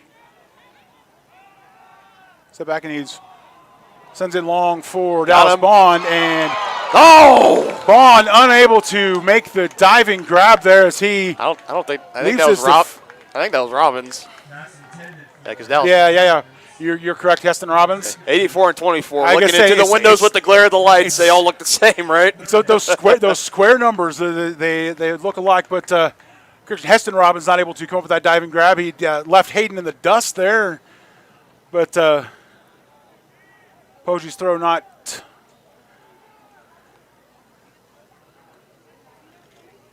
Now, Chieftains go back to the ground, hand off to Bowden, who churns forward for 11 yards.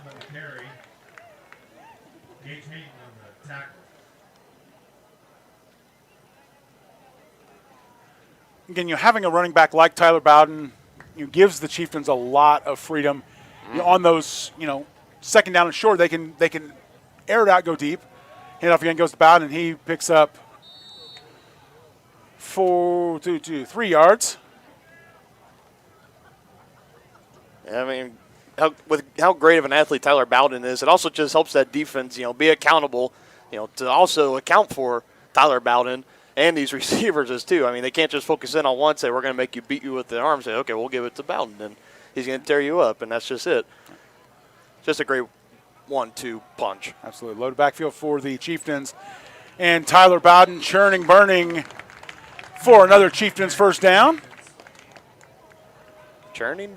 Cross midfield to the 46-yard line.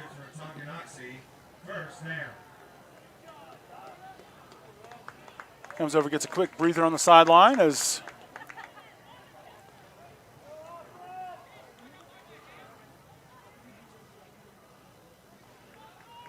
Poggi calls for the ball. 2 backs. Hand off to Colvert, and he picks up 3 yards. 3.5 yards on there on the carry out of the backfield for Andrew Colvert. So we're going to be seeing a little Wildcat package here, John. Yeah, Blake Poggi trots the sideline, and Sam Kaleidosty steps into the Wildcat and keeps the ball, and he runs for a first down. And he loves to just kind of be jumping out there, John, right? It's one of those things you love to see the aggressiveness. Again, wrapped up from behind there by Nate Cricky, but Looks like we are going to have a timeout Officials timeout for measurement. for a measurement. This is the first one of the season. Although it looks, from our vantage point, to be pretty close there. On the sidelines tonight to support our sports athletes. It's really hard to see through Tucker Isaacs there, but referee's got a hold of a couple links of chain there, so seems like it's going to be second down and quite literally a seam of the ball.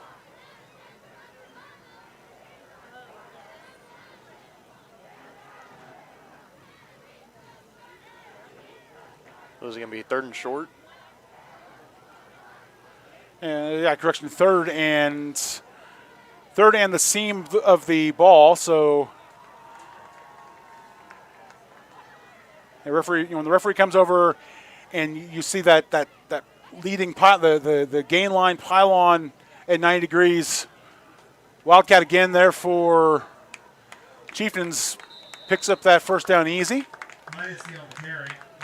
Cladesty again making sure that there's not a measurement this time. But, when you see the line to gain pylon being held at a 90-degree angle by the lead guy, and the white hat has his hand on it, you know that there's just a couple of links of chain to get. Chieftains still in the Wildcat set. This time handoff goes to Colvert on the backside, and he is still chugging. Finally wrapped up by Devin White for Eudora. Gain of 5 yards there for Colvert. Now we're going to see the regular set check back in for the Chieftains as Blake Poggi and Tyler Bowden come trotting in on the sidelines, and joined by Bodie Strauss.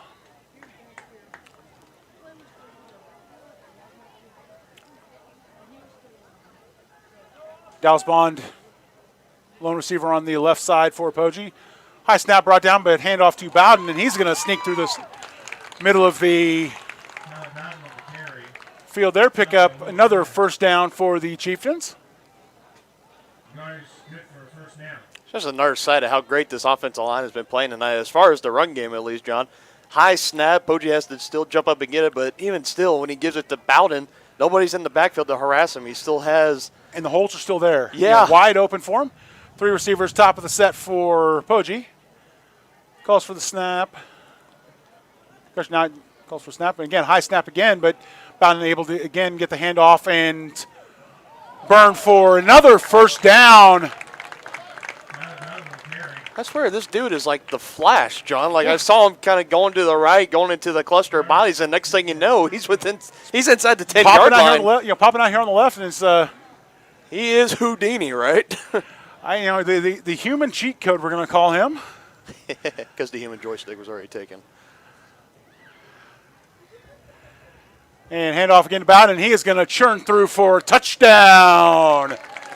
Touchdown, Chieftains. What is that now in the air, John? Is that number 14? That is number 14 for Tyler Bowden.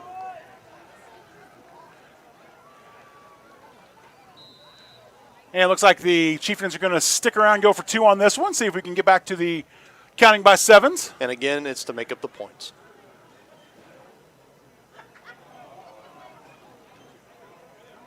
Fortunate their conversion is good. You think we might be a little bit fortunate there as Sam Cladesty was not really kind of comes flinch set, not all the way, but is able to pick up the conversion and take the Chieftains back in front by an even count now.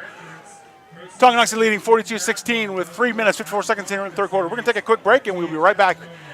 You're watching Tonganoxie Sports Live, presented by Kansas Insurance. The winner will be announced shortly, about 4 minutes at the end of the third quarter. Please consider supporting the junior class and hosting after. With the First State Bank and Trust mobile app, you can bank from anywhere. Check your balance while you're waiting in line here, or transfer funds while you're here. Forget to pay that bill? Pay it from here. Don't cut your visit short to go to the bank. Make your deposit from here. And remember, you're always welcome to bank right here. Did you know First State Bank and Trust has donated over $112,000 to Tonganoxie schools? Every time you swipe your Tonganoxie Chieftain debit card, we donate. For more information, visit us at firststateks.com. Member FDIC. At Kansas Insurance, we know one size doesn't fit all. In fact, our whole mindset is based on customized policies for you and your families. We're local, and we do what we do because we care about you. Think of us as brokers for your insurance needs. Working with Kansas Insurance gets you the award-winning service and attention to detail that only an independent agency can provide. All across Kansas, we're here to help you manage and plan for all types of risk. Contact a local agent today. Kansas Insurance. Local, independent, serving you.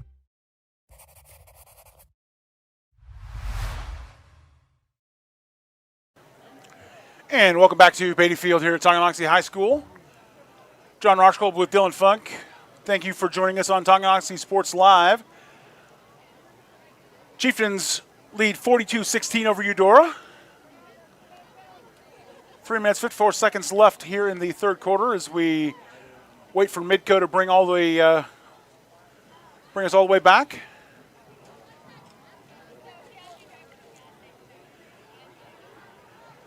And we talked about on that last drive, in particular that touchdown. Tyler Bowden, he is just a special player. He's able to, wait for his blocks, able to find, almost as if he senses the openings. 14 touchdowns on the season and a conversion. As McWilliams boots the ball deep and goes deep for a touchback. His second of the season.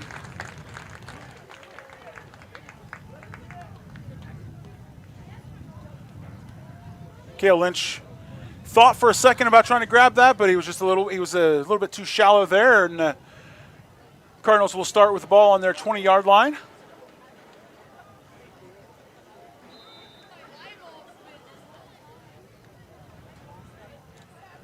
As you can see in the background there, maybe if we zoom out just a touch there, the big flag on the fire truck is picking up, so wind's going to definitely be a factor here for the rest of tonight's game.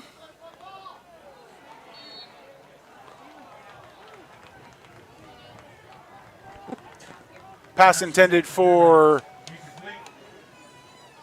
Second and 10. As soon as we can get a number here.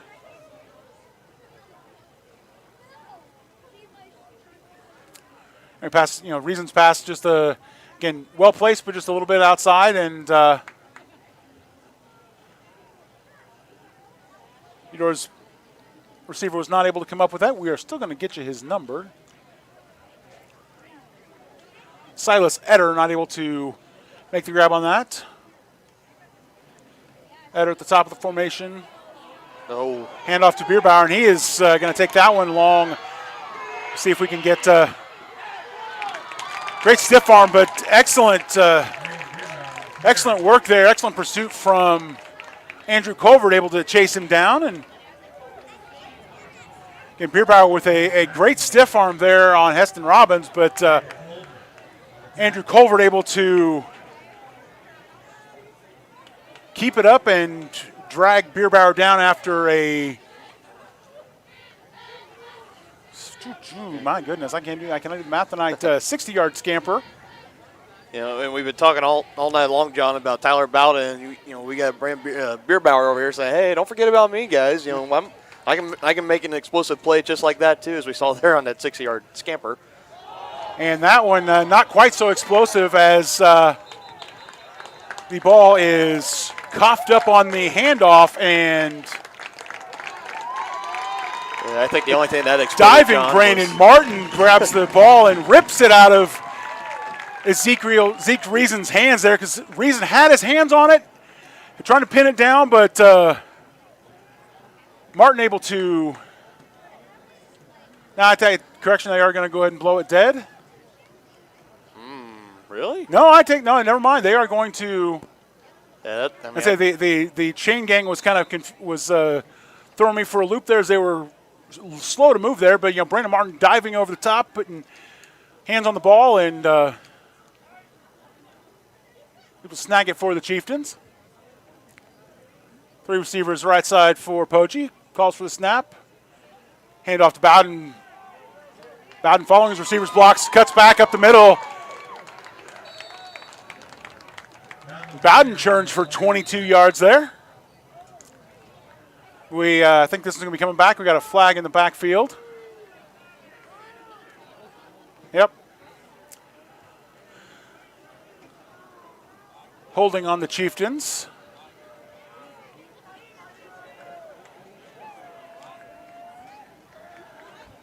Again, just kind of another momentum killer, because I would believe on that run that would be pretty close to putting Tyler Bowden over 200 yards again.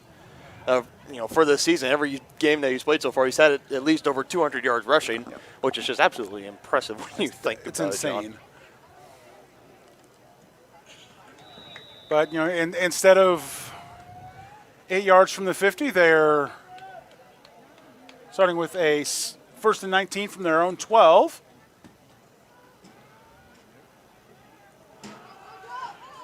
Tyler Bowden says, just give me the ball, I'll do it again. And he is on his way, on his horse. Makes a man miss. He's in the open field. Going to see if we can.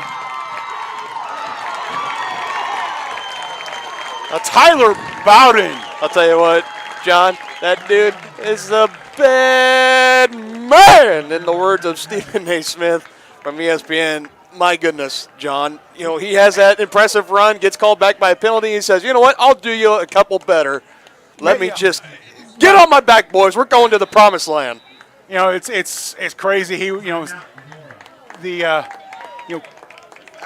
cutback, he makes a couple guys miss the open field tackle here at the 40 on the near side, and after seeing that, Evans, the safety for Eudora, had him lined up, but because he just saw his, 2 of his guys get burned open field, that's like, okay, I can't commit, and Bowden takes advantage of it, picks up another 10 yards on the carry there, and you can't be hesitant when you're trying to tackle this cat, man. No. He will just he'll make you look silly. And and in fairness, that was the safe play by Evans, because if Evans misses, we're sending that one to Sports Center tonight. But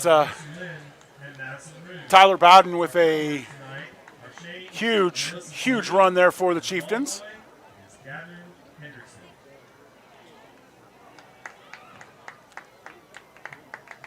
And turning a 1st and 10 from the 1st and 19 from their 12-yard line to 1st and 10 to first and 10 from the 20.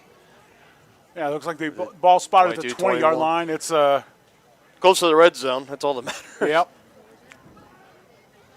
Tyler Bowden. That's it. That's the call. That's yeah. Yeah, coming into tonight's game, Tyler averages 252 yards, 252.7 yards a game. Does it happen to say what he's on pace for the season? I could do the math, but we'll have to pull out the calculator at the next commercial break. As in 9 games, 252 yards. That's over $2,000. One of our viewers, please double check our work. Yeah, Clyde wishes he had that one back, kind of having the. I think Sam was kind of thinking end zone already on that one, and. Remember, young man, you got to lick the ball into your hands first and then run. You can't run before you try to catch it. Andrew Culver in the backfield giving Tyler Bowden a quick breather. Handoff goes to Culver, and he's able to pick up 6 yards. And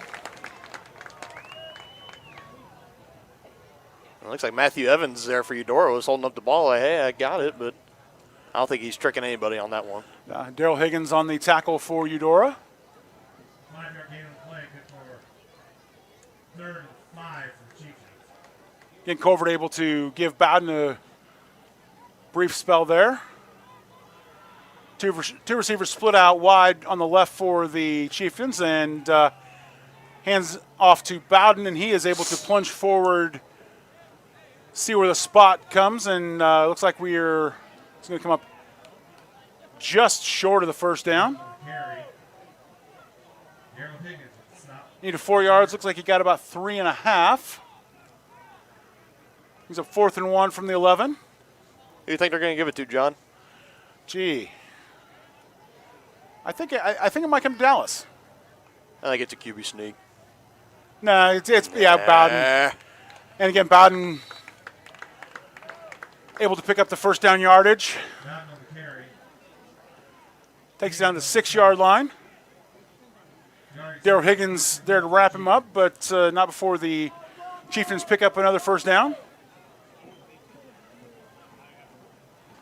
Minute and a half left here in the third quarter. Clydesty and Bowden in the backfield for the Chieftains.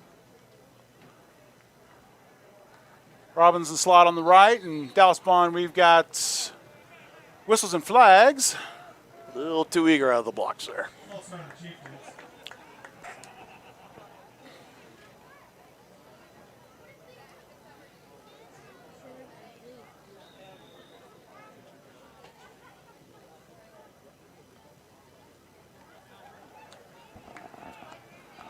So, first and goal from the 12-yard line. A little high snap there. And Poggi keeps it. And wow! Tiptoes! Touchdown! Dallas Bond able to pick it. See, he didn't skip his ballet classes. Look He at the did not. tiptoe. But there's a flag on the play. Oh, my least favorite bit. Oh, wait. Yeah.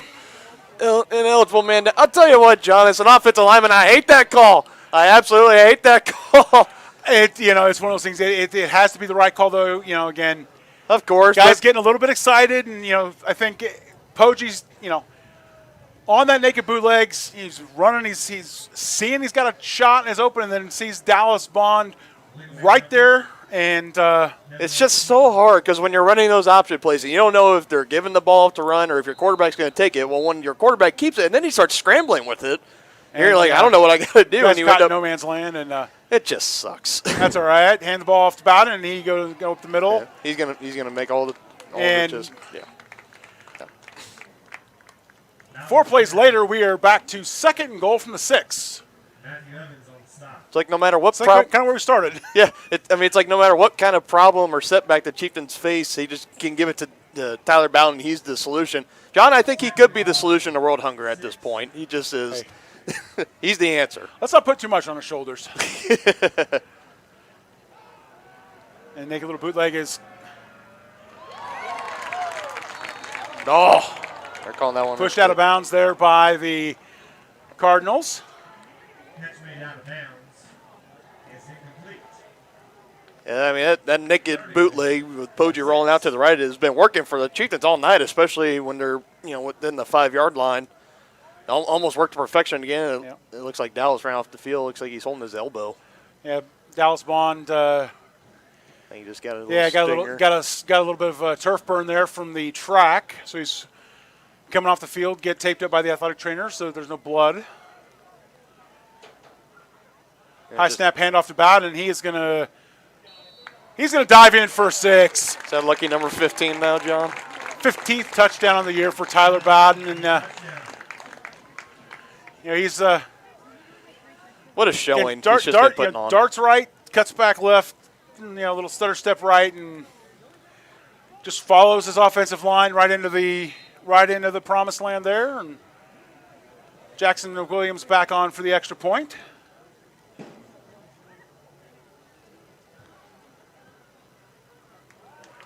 It's good.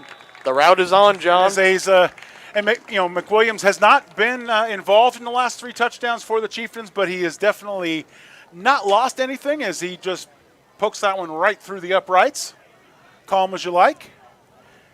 We'll take a quick break here with your Chieftains leading 49-16. 16 seconds left to go in the third quarter.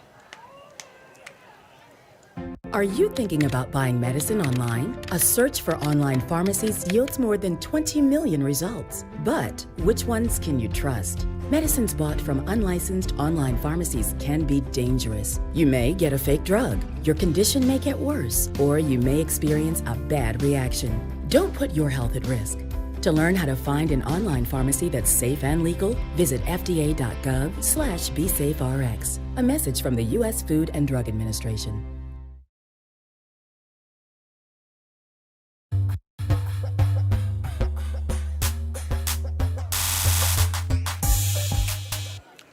And we are back here at Tonganoxie High School, Beatty Field here in Tonganoxie, Kansas. John Rochhold with Dylan Funk. Thanks to all of our sponsors for letting us bring you Tonganoxie Sports Live. Tonganoxie Sports Live is presented by Kansas Insurance. At Kansas Insurance, you'll find personalized coverage designed for you. As an agency, they believe in taking time to issue personal care and attention for each individual client. To see how Kansas Insurance can help you protect what matters most, call 913-369-6600. During the break, we broke out the calculator, and coming into tonight's game with his 252.7 yards per game average, figure Tyler Bowden is on pace to almost hit 2,300 yards, 22.68. Mac Williams sends it back, and Lynch collects it at his 5, and he's able to pick up a couple of blocks. And just in case for any of our viewers at home that might not know how many rushing yards that is, that's a lot of rushing yards in one season. It is absolutely incredible. That is just an unbelievable number. And, I mean, he will definitely be going on to play at the next level. Absolutely. 1st and 10 for Eudora from their 32-yard line. Matter of fact, I'm surprised the Chiefs haven't tried to give him a call and say, like, hey, we got our eye on you for later. But what an athlete, what a kid, what a man.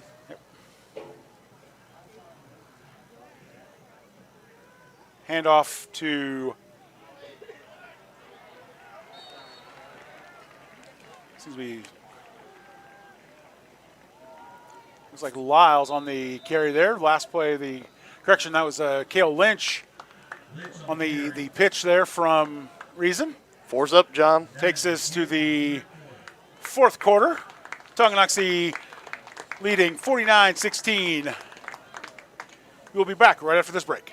Wizard of Paws, located in charming downtown Tonganoxie, offers personalized pet grooming with an attention to detail. At Wizard of Paws, your pet becomes family and will be in a clean, stress-free, relaxing environment. With appointments throughout the day, Wizard of Paws gives your pet a one-on-one grooming experience, ensuring they return to you quickly and looking fabulous. Call Wizard of Paws at 913-416-0255 or bring your pet in for a free estimate at 612 East 4th Street in Tonganoxie. Learn more at wizardofpawsgrooming.com.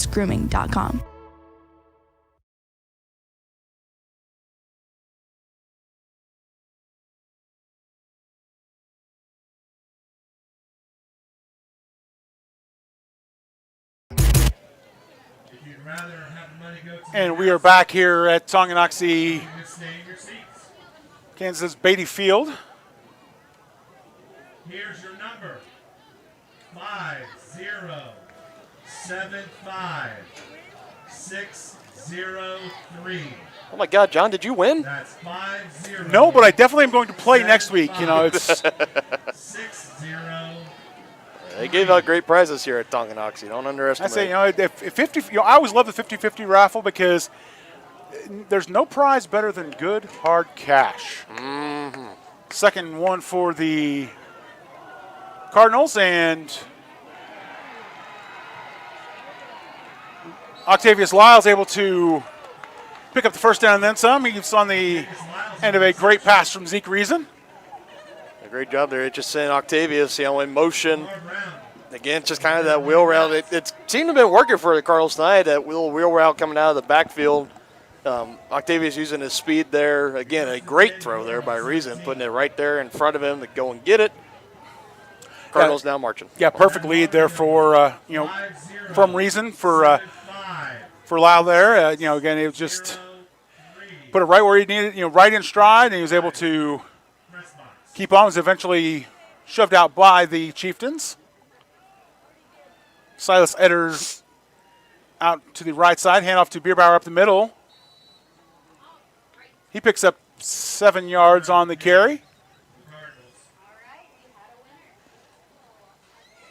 As a matter of fact, they just walked by with the raffle prize, John, and I think it was brownies. Oh, man.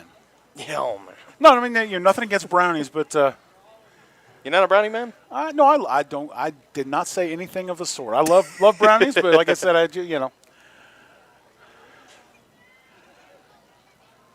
Second and 4 for Eudora from the 11-yard line.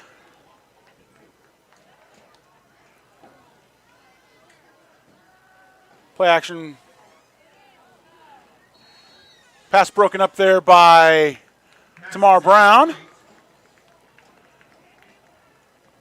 Pass intended for Jaden Bender there. An excellent defense there from the Chieftains as Kaleidosty and Brown were both right in Bender's face there on that. And good throw by Reason, but Brown able to get a hand in there and keep Bender from catching it. Yeah, I mean, Chieftains in the secondary, they've had great coverage on the receivers all night. It's just kind of been more of the throws that have come out of the backfield and just some missed tackles that have really cost them tonight. Just like the backfield, and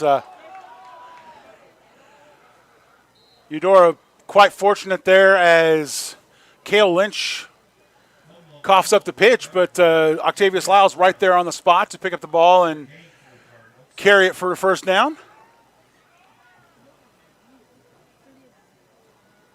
Brings up first and goal from the 4-yard line.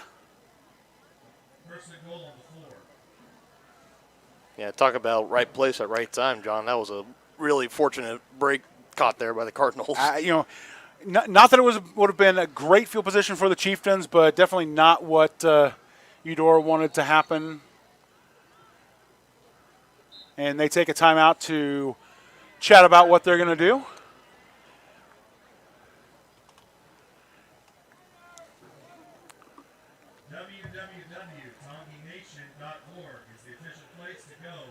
We will stay right here, wait for the Cardinals to talk it over. Again, even though Lynch coughed up the ball there, and again, it would have still been a pretty solid. It would have been a pretty stout ask to have the Tonganoxie offense drive 95 yards. But I think it would have definitely sealed the fate of the Cardinals. Again, it's trailing by 37 points. It's hard to 33 points. I can do math.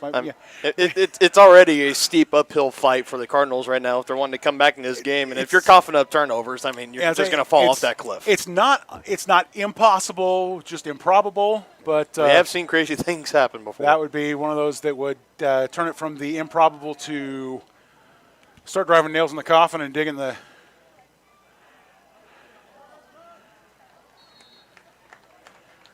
pass there intended for Jaden Bender, overthrown by Zeke Reason. Nice little flagger out there. Bender, runs out 5 yards up and then heads to the back corner of the end zone and just not quite able to. Reason just puts a little bit too much oomph under that one, and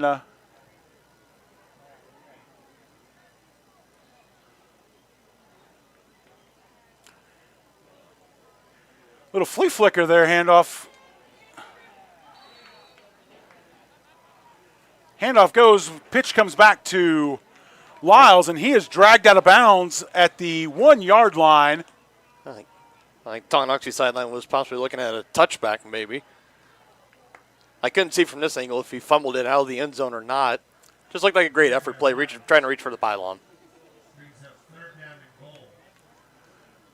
Third and goal from the 1-yard line. And actually, we will call that the 6-inch line there.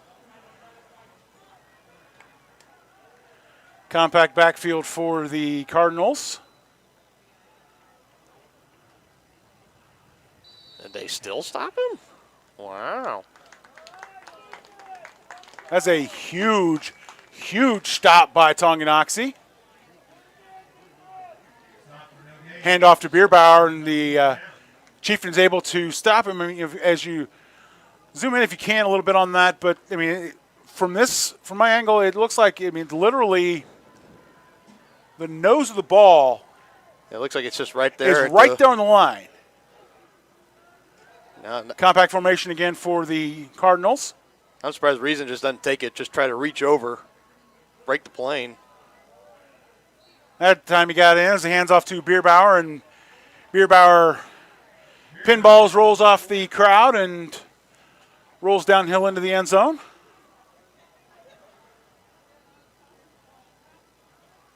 Touchdown there for the Cardinals, and they are, again, going to go for a conversion. Play call comes in from sideline. Talked earlier about seeing the different set of play calling. Last week we saw Paola with the big signboards on the side and the wristbands, and you see Tonganoxie. The coaches are calling in with signals. It's interesting to see different coaches and their mentalities as Eudora run subs in and out as much as they can. Motion there for Chieftains and almost picked off in the end zone as. I think if Reason would have given that play just a few more seconds to develop, I think he would have had a few Cardinals wide open on the far right side of the end zone there. It just kind of looked like he tried to force that throw. Maybe just a little bit panicked back there. Yeah, again, and from the other option, he could always tuck it and go. He's, worst thing that can happen is pick it up and they run for two, and well, you're already down by 30 points. Not a huge loss there, but. In the past, not able to be hauled in by Bender. So he cuts back, and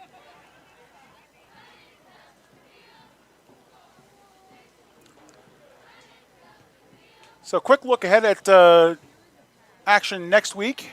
We are going to be bringing you 2 Tonganoxie matches here on Tonganoxie Sports Live. Both are football, if you think about it. Dylan and I will be no. I see here. That's the trick question.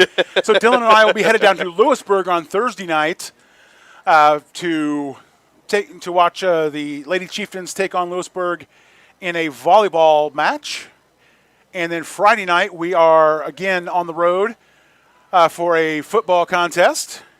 And the week afterward. The football contest that Dylan was referring to is. We will also be right back here at Beatty Field on Tuesday. We will be doing the call for Lewisburg Sports Live under the Harris Sports Media umbrella, bringing you Lewisburg versus Tonganoxie. Classy pulls it in on his 15 and looks to run, has lots of open room as he brings it to the 45-yard line. Wrapped up by Will Schreiner. And the great news this time, on a great return, no flag. No flags. Get that dirty laundry off the field.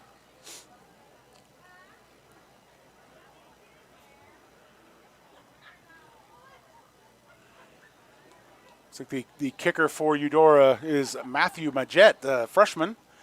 He's not on my original roster. Handoff to Bowden, and he stops, spins, picks up 3 yards.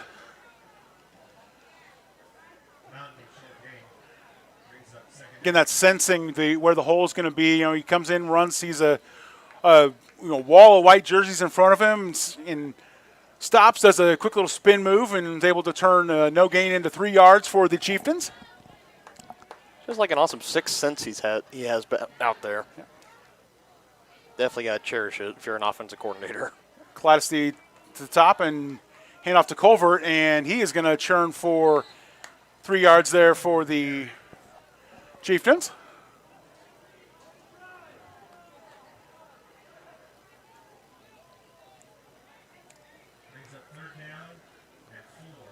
Eight and a half here left to go in the game. They're down about 4. Yeah, definitely. If you're the Chieftains here, you're in no hurry whatsoever. Take as long as you want on this drive. Keep matriculating the ball down the field, end in a touchdown with as little time on the clock as you can, so you can get off and celebrate. Handoff again to Culver, and he bolts forward, and he is brought down just short of the first down marker. I give it to him again. Let him get that first down. Yeah, Culvert.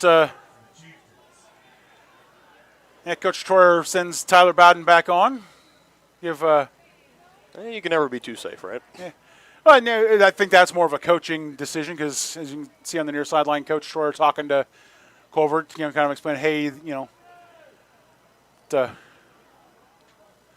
Poggi calls for the ball, hands off to Bowden, and Bowden easy makes it turn around the right side left, taking up the left side. He is gone for touchdown. I think they're calling him out at the.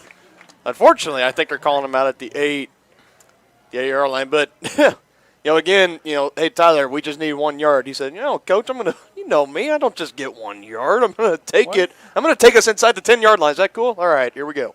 No, actually, I think we've got a flag as a CB. Yeah. I'm sick to my stomach, John. But hey, the crazy thing, that whole holding penalty. That's a good thing for Tonganoxie, holding penalty from the spot of the foul, since it was so far downfield. I don't think this is the first time I've ever seen a penalty result in first down yardage. Not in high school, no. Yeah, it's great. No, penalty for the Chieftains take the penalty, but also pick up the first down. Quick swing pass to Robbins.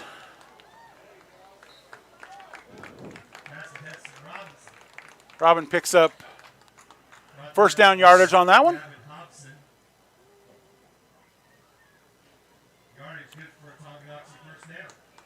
Love that lightning quick screen pass from Poggi. Takes the ball, gets a snap. Spins it once, turns, and Robbins is right there. And two receivers top of the set for Poggi. Hand off to Colbert. Colbert churning through for 6 yards there on the run.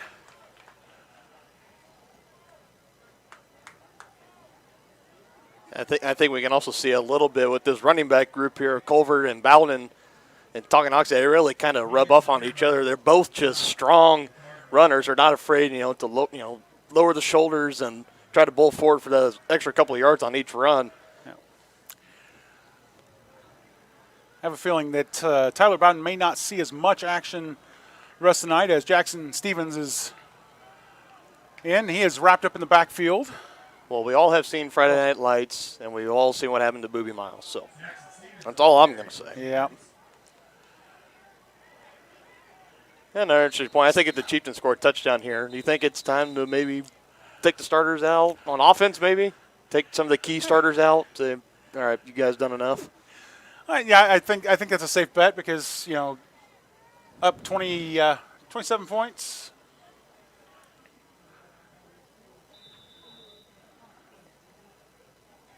Stevens, the lone back for the Chieftains.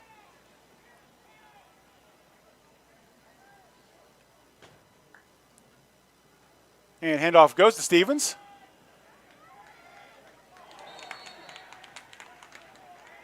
He's able to get outside, but excellent pursuit there. You got to give credit to the Eudora defense. Absolutely. I know back when I was playing football, every single day we work on our pursuit angle drills. If the ball carrier breaks out to the outside, get the right angle to pursue him. Just great demonstration there by Eudora. Devin White able to make the shoestring tackle and save a first down there. He's up 4th and 3 for the Chieftains, and we are going to have a timeout. Timeout, Tonganoxie. We're going to take that timeout with them. We will be right back here. You're watching Tonganoxie Sports Live, presented by Kansas Insurance.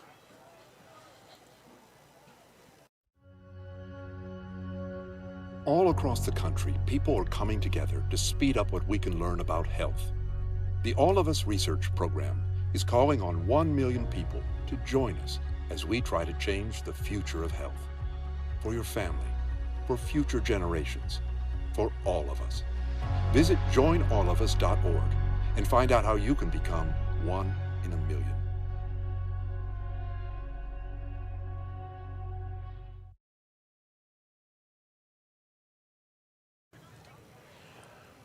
We're back here at Beatty Field, Tonganoxie High School. Tonganoxie Chieftains, let me try that one more time. Tonganoxie Chieftains leading 49-22 with 5.5 minutes left in the game here tonight. Dylan, you were right. It is the next week that we're back here for soccer.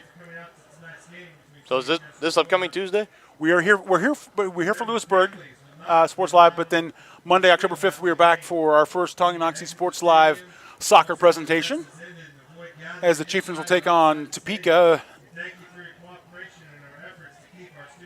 High School.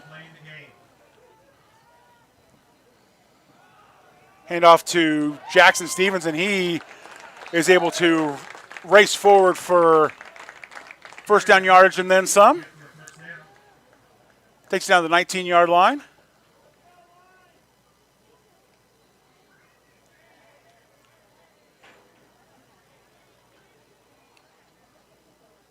Yeah, I think the Chieftains coaches just kind of gave Stevens the keys to the backfield and said, it's all yours for the rest of the night, bub. Yep.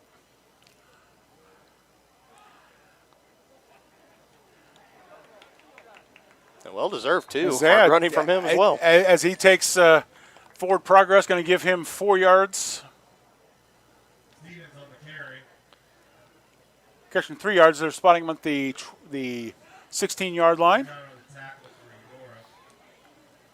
Brings up second down.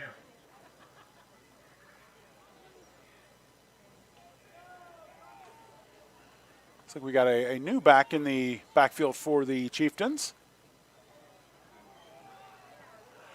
And got a flag.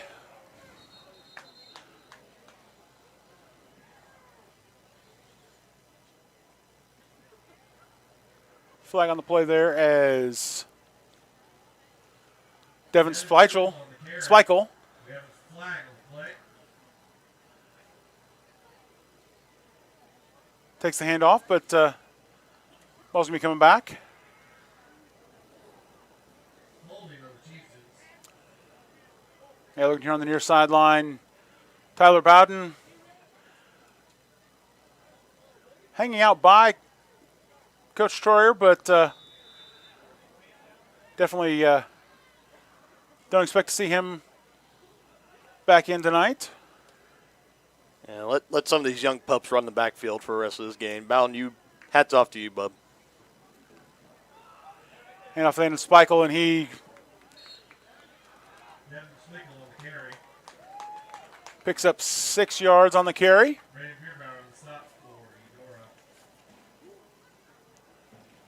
Bierbauer wraps him up. Brings up third down for the Chieftains.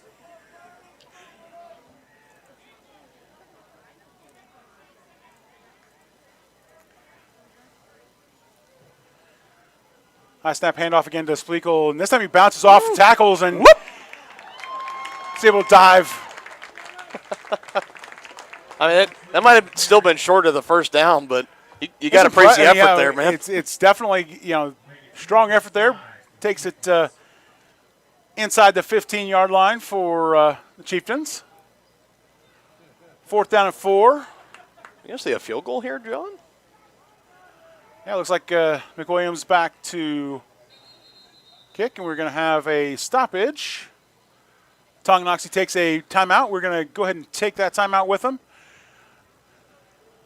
Actually, no, we're going to stick around here as we, again, we're going to be back a little bit quicker. Again, honestly, this will be the first time we've seen the field goal unit on for Tonganoxie, and yeah, and what does Tonga do? They call a timeout. What do they do? Trying to freeze their own kicker here? No, I think they had, again, with some miscommunication. Right. It's just one of those things when you don't run the play, when you don't run those plays all that often, and with 27-point lead, you've got some guys in there that are not quite where they're supposed to be, and want to take the time, make sure that they don't give up penalty, and still give McWilliams a chance to make that field goal. I mean, at the NFL and in the college level, we're accustomed to field goals within this range in high school, and especially at this level of high school here in Kansas at 4A. It's not very often you see a team pulling out a field goal kicker when they're like, what would this kick be? 30. Well, I'm just kind of waiting to see where McWilliams puts down his teeth. 31 yard. 31-yard attempt. We know he's got the leg because he's put a couple of kicks into the end zone. Just got to make sure the blocking and the protection is there, so you don't get a block kick and Eudora running it back for an easy touchdown. Kaleidosty on the spot. Calls for a snap, gets it down, and it is up, and I call it good, right John. down the middle. Woo! McWilliams tacks another 3 points on the board, puts us over the half-century mark.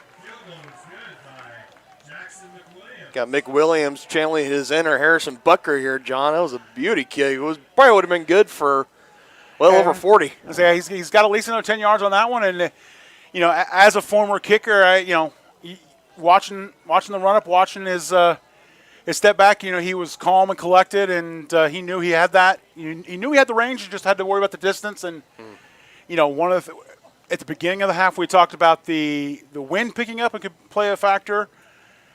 Yeah, the wind's pretty dead as now, I say, the wind is died down, and it is absolutely gorgeous here.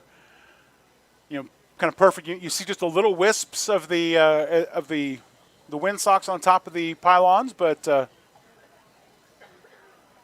All I know is it's a beautiful night for Friday Night Lights, John. Absolutely, Dylan. Just Chieftains stretch the lead to 30 points with 3 minutes here in the game. Chieftains looking to move to 2-1 in the Frontier League and 3-1 on the season.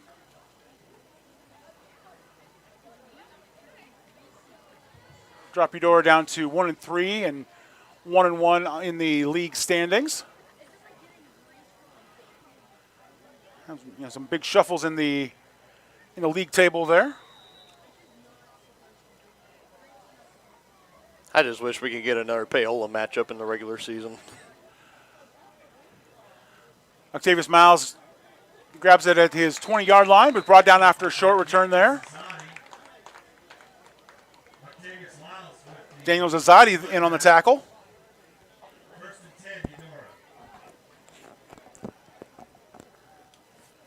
Eudora with a 1st and 10 on their 24-yard line.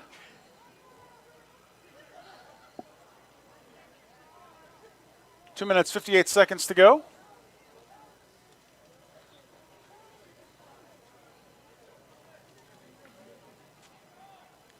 And as you suspected, the Tonganoxie coaching staff taking this opportunity to get starters some rest. As we see Tamar Brown and Tucker Isaacs both here on the sideline.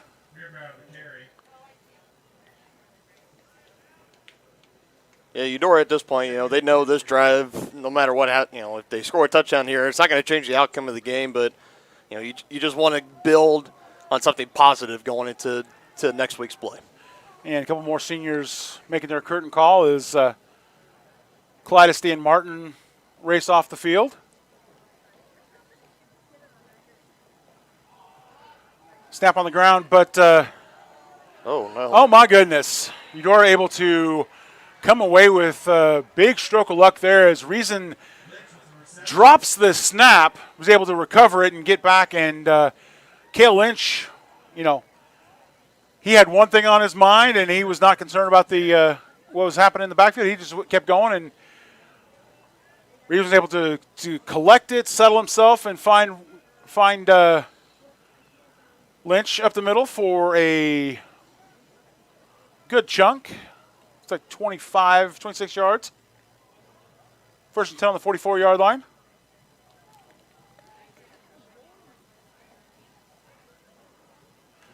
Motion in the backfield handoff goes to Bierbauer, and he's able to bull forward for a 1st down and then some. We see Bierbauer again. Comes up a little bit tender on that ankle, but it's able to walk off pretty easily. He saw solid tackling from the, positioning-wise from the Chieftains, but Bierbauer able to keep churning. Takes ball inside the 30-yard line.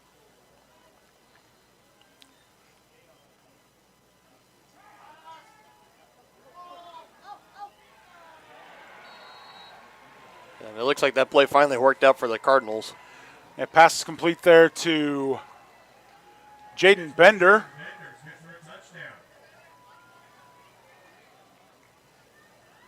So he runs back to celebrate with Zeke Reason before Reason trots over the sideline, see what they can get the conversion play from the Eudora coaching staff.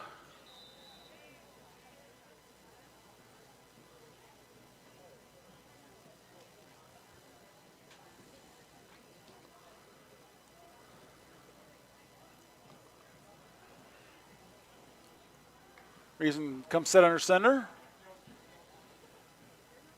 And he's going to fakes the handoff to Bierbauer, but takes it in himself for the 2-point conversion.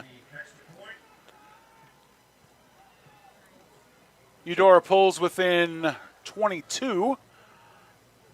Again, minute 19 left. It's kind of all but definitely a foregone conclusion. But both teams still with everything to play for here in terms of setting themselves up for the rest of the season. Strong execution there from Eudora on that last drive. Keeping their heads up, keeping the execution solid. Yeah, I mean, and there was a few plays there. Tongi had some sloppy, missed tackles that set up great field position, and that one play, just kind of really blown coverage. When Reason fumbled the snap, he was still able to pick it up and throw it to his receiver. Where I didn't see anybody within a 10-yard radius of him, quite frankly. So, just kind of having a few of those plays, it definitely helps for sure. But Cardinals not going down without a fight here. Now, obviously the Tonganoxie starters on the sideline. Seen the starters on the sideline for the defense. We'll see how Coach Troyer sends out the offense after this drive.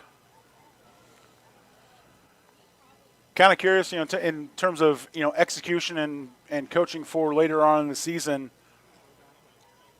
Kind of curious to see if Eudora is going to try for an onside kick here. Wouldn't put it past them, but Tonganoxie, they're lined up and they're ready for it, and kind of given that last drive, the moxie that the Cardinals showed. Tyler Bowden, the lone Chieftain, deep.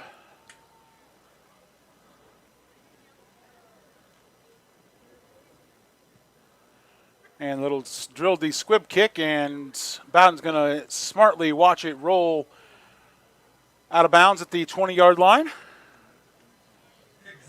I was kind of surprised they didn't go for the onside kick there. Yeah, that's one of those things that it was again, going back to my high school days, there was a team that we played always late in the season as we were positioning ourselves in the district playoffs at 6A. We see the, we knew that they couldn't handle squib kicks, so the first kickoff of the game was we sent it deep, and then every kick after that we squibbed it, and so that's the one thing we practice, and obviously Tongi's going to do the smart play here and take a knee a couple times, and everybody loves a good blowout win on senior night, John. Absolutely.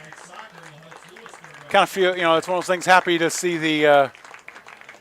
It's strange to see the quarterback in a pistol set like this. Right. Even the college teams that I've seen that have played the spread that they, the quarterback when they're in the victory formation, quarterback will be right up under center to kind of minimize that yardage. But thankfully this isn't going to hurt Poggi's average, because those will go down as team rushes for loss. And calls for the snap, and that's going to do it here for us. As 40 seconds on the play clock, 33 seconds on the game clock, and Tonganoxie tries the sidelines. Tonganoxie comes out victorious big on senior night,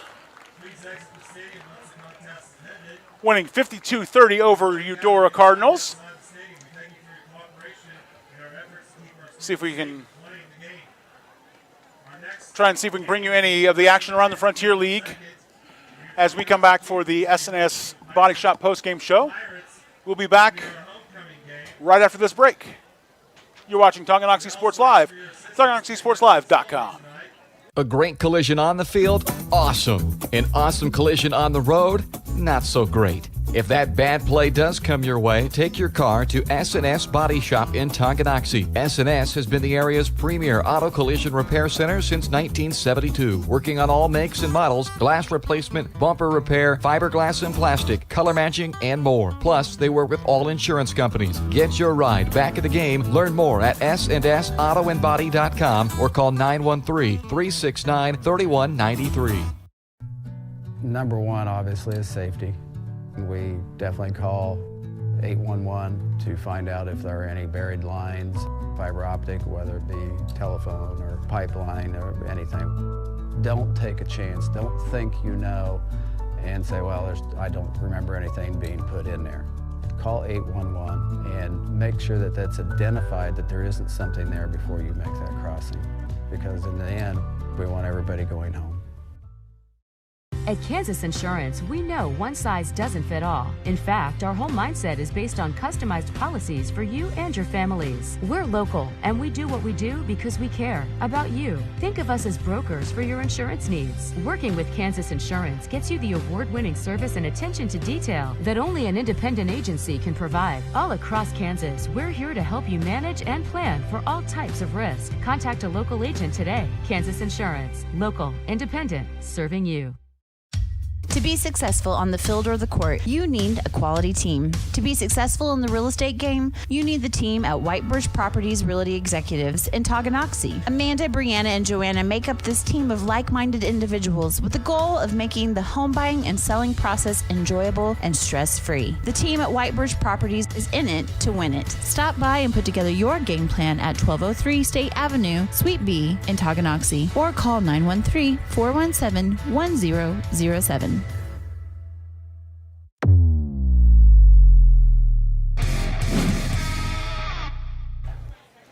Welcome back to the post-game show brought to you by S&S Body Shop. Since 1972, S&S Body Shop has been the place to go in Tonganoxie for auto body and repair work. Get your ride back in the game. Learn more at SNSAutoandBody.com or call 913-369-3193. John Roshkop here with Dylan Funk as we watch a blowout victory for the Chieftains. They moved to 2-1 in the Frontier League and 3-1 on the season. Great snapback performance after last week's tough loss to Paola. Mm-hmm. Promised you guys scores around the league from other action. And go with a quick update. Bonner Springs is on the road to Spring Hill in a non-conference matchup. Bonner Springs hung a goose egg. Unfortunately, it's on their side of the scoreboard. Spring Hill wins 41-0. And we will bring you the rest of those scores here in just a minute as Coach Al Troyer joins us in the booth.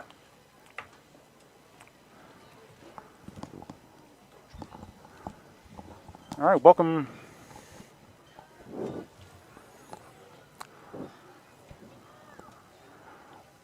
Welcome, Coach Troyer. Again, solid, solid performance tonight after, again, last week, tough loss against Paola, but, guys definitely rebounded and we played, again, we played well defensively, but, we gave up some big plays, late. And they're a good team. They're getting better each year, and they're doing good things with their offense. So, and kind of frustrating. We keep our offense off the field. They ground a little clock, but we got to do some things. Got some kids in there towards the end that hadn't played in a while. So yeah, we noticed that you were able to rotate in some of the guys, give a couple of guys touches on their senior night. Tyler Bowden again looking absolutely just unstoppable there. He's a hard-nosed runner. The thing is, you can't take him down with one initial hit. You got to gang tackle him, or he's going to run over, or he's going to make a miss, and he does a great job with what he does. Yeah. One of the things that Dylan and I were commenting on, Beer for Eudora. Again, he looked every bit as good as Bowden. How you guys, Well, it's we just got to keep it between the tackles, and they get outside, and they made some good passes, down the end to kind of open it up a little bit, and we several times in the first half made a great catch down here at this end, and we just overcome, our kids, next play, don't worry about that play, just go to the next play. Absolutely, this is definitely going to set you up for coming down the road, you're moving up in the standings, and what kind of things you're gonna take away from this game? Well, every week, every day we get, it's a blessing. We've been blessed just to play. We never knew. Are we going to play? Are we not going to play? Are we going to be out this week? Are we not going to be out this day? So we just take one day at a time, and we're thankful for getting that day. And then we get another game, man. It's a great day. We get that game. So. And obviously the kind of the last thing I want to talk about is Blake Poggi stepping back in under center tonight, and yeah. Kind of picking right up where he left off. He's a little rusty, but he's picking it back up. He had some great plays, and he made some great decisions on running the ball when it wasn't open, and just getting some life back into him. All right. Well, thank you very much for your time tonight, Coach, and good luck next week. We will see you on the road. And actually, we're back here. We're back here. Yeah. I'm looking at my calendar and get all sorts of confused. Dylan's got me confused because we're doing 3 games next week, and anyway. So again, we will be back here next week, and we'll see you then. Okay. Thanks. Thanks, Coach. Bye. All right, we'll take a quick break, and we'll be back for the SNS postgame show right after this break. With the best banking services, including great options on loans, checking and saving accounts, CDs, safety deposit boxes, and more. At Community National Bank, people don't care how much we know until they know how much we care. To learn more, check us out on Facebook at Community National Bank KS or visit communitynationalbank.net. Go Chieftains! The Tonganoxie Recreation Commission understands that the benefits of recreation are endless. That's why they are continually working to develop programs for all the residents of Tonganoxie. Great programs like the 3rd and 4th grade basketball league and the 4th through 6th grade volleyball clinics. Registration for those programs are open right now and are great for any skill level. For more information or to get registered, go to tongirec.org or call the Tonganoxie Recreation Commission at 913-845-3502.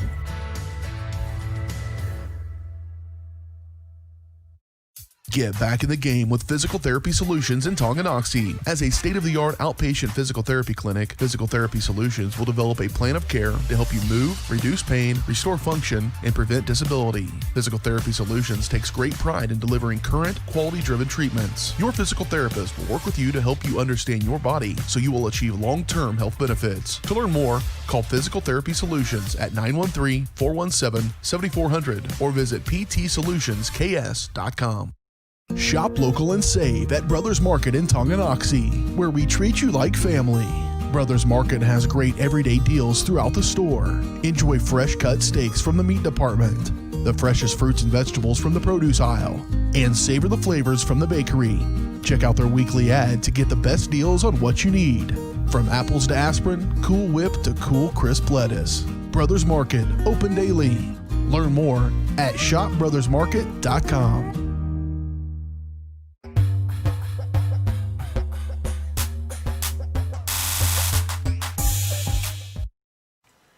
And welcome back to the SNS Auto Body postgame show. John Rochel here with Dylan Funk. After a 52-30 win by Tonganoxie on senior night. Player of the game? You're gonna make me say it. You're gonna make me say it. No, I was say there's really no debate on that. Well, yeah, Tyler Bowden, of course. You can give it to Tyler Bowden. I'm actually giving out game balls. I'm giving it out to all the seniors because this was their night, and a lot of seniors. And Tyler Bowden and Dallas Bond, Hester Robin, those guys really stepped up and made a big impact on the final score tonight. But, whenever it's senior night, you always want to recognize those seniors, whether they've been here 1 year or for all 4 years, kind of in the trenches with everybody, going through the two a day. I know I had my fair share of moments. So my senior night, I know it was very special. Obviously, it was different then because last game of the year and we won our league championship then, while this is just you just beat the crap out of Eudora and you're moving on to next week. So still, great game for all the seniors. Great respect to all they've contributed to this program this year and years past. And that's who I'm giving all my game balls to. We can give two to Tyler Bowden, I was going to say, Tyler Bowden does deserve two. Again, again, definitely not taking anything away from seniors. Again, as you said, this is different times, different environments. Right. I'm used to talking about senior nights the last games of the year. Again, just super crazy. Tyler Bowden, just monstrous work, as Coach Troyer alluded to, and as we've seen here, you're kind of unstoppable. You've got to have them at least 2 or 3 guys on that first hit to even really have a chance of bringing them down. So, take you real quick around the league as we promised. Bonner Springs taking on Spring Hill.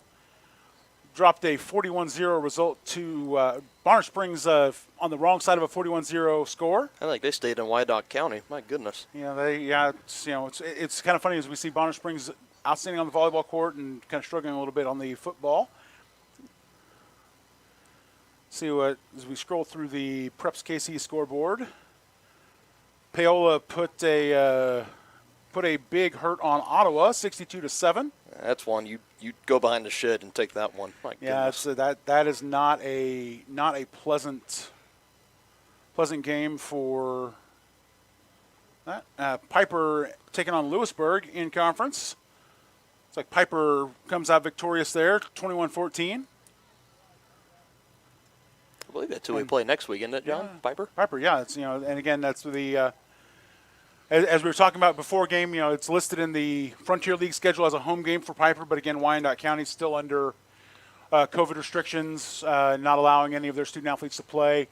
So Piper had to head down to Lewisburg and take on the Wildcats down there, but again, able to come away victorious and getting down to the Topeka. No. And I'm not seeing Baldwin on here. And again, I'm not. Obviously, the game you just watched, Tonganoxie 52, Eudora 30.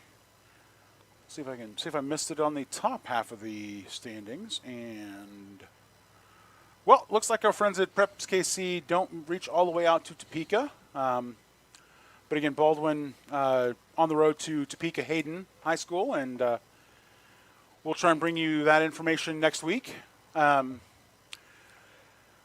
Thanks for joining us tonight on Tonganoxie Sports Live. We are super excited to bring this to you every home football game. We will be here for basketball season as well, and also bringing you other sports throughout the fall and spring seasons. And next week we are on the road with the Tonganoxie Sports Live broadcast to Lewisburg. We're going to be there for a volleyball match between the Lady Chieftains and the Wildcats. And then next Friday we're going to be right back here at Beatty Field, and as Tonganoxie takes on Piper. And if you guys want to make sure to catch all the Tonganoxie High School action that's going on next week, join Dylan and I on our sister station, Lewisburg Sports Live, on Tuesday night. It's a 6 p.m. kickoff for the boys soccer match between Lewisburg and Tonganoxie. We will be here bringing you a call on that one. And again, thank you to all of our sponsors that make this possible: Kansas Insurance, Midwest Chiropractic, Community National Bank, Brothers Market, Wizard of Paws, White Birch Properties, Realty Executives. And thank you, Keisha, for finding a way to give us football. And thank you, Keisha. And thank you to all of the fans and the public administration, who are doing the right thing, masking up, wearing the masks, trying to stop the spread of COVID so we can keep doing this.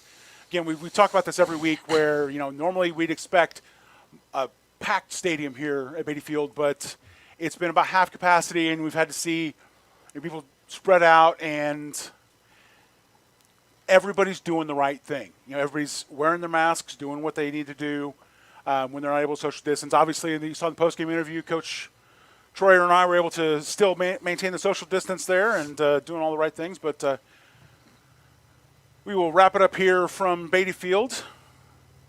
Tonganoxie Chieftains heading out winners 52-30 on the night. You've been watching Tonganoxie Sports Live. For Dylan Funk, this is John Roshko saying good night.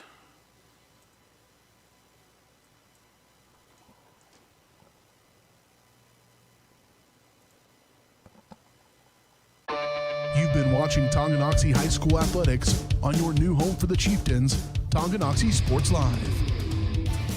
Tonganoxie Sports Live is presented by Kansas Insurance, locally owned and operated. Learn more at kansasins.com. Also by Brothers Market, Community National Bank, Midwest Chiropractic Center, SNS Auto Body, The White Birch Agency, Realty Executives, Physical Therapy Solutions, First State Bank and Trust, the Tonganoxie Recreation Commission, and Wizard of Paws. Thanks for watching, and be sure to catch every second of the action right here on your home for the Chieftains, Tonganoxie Sports Live.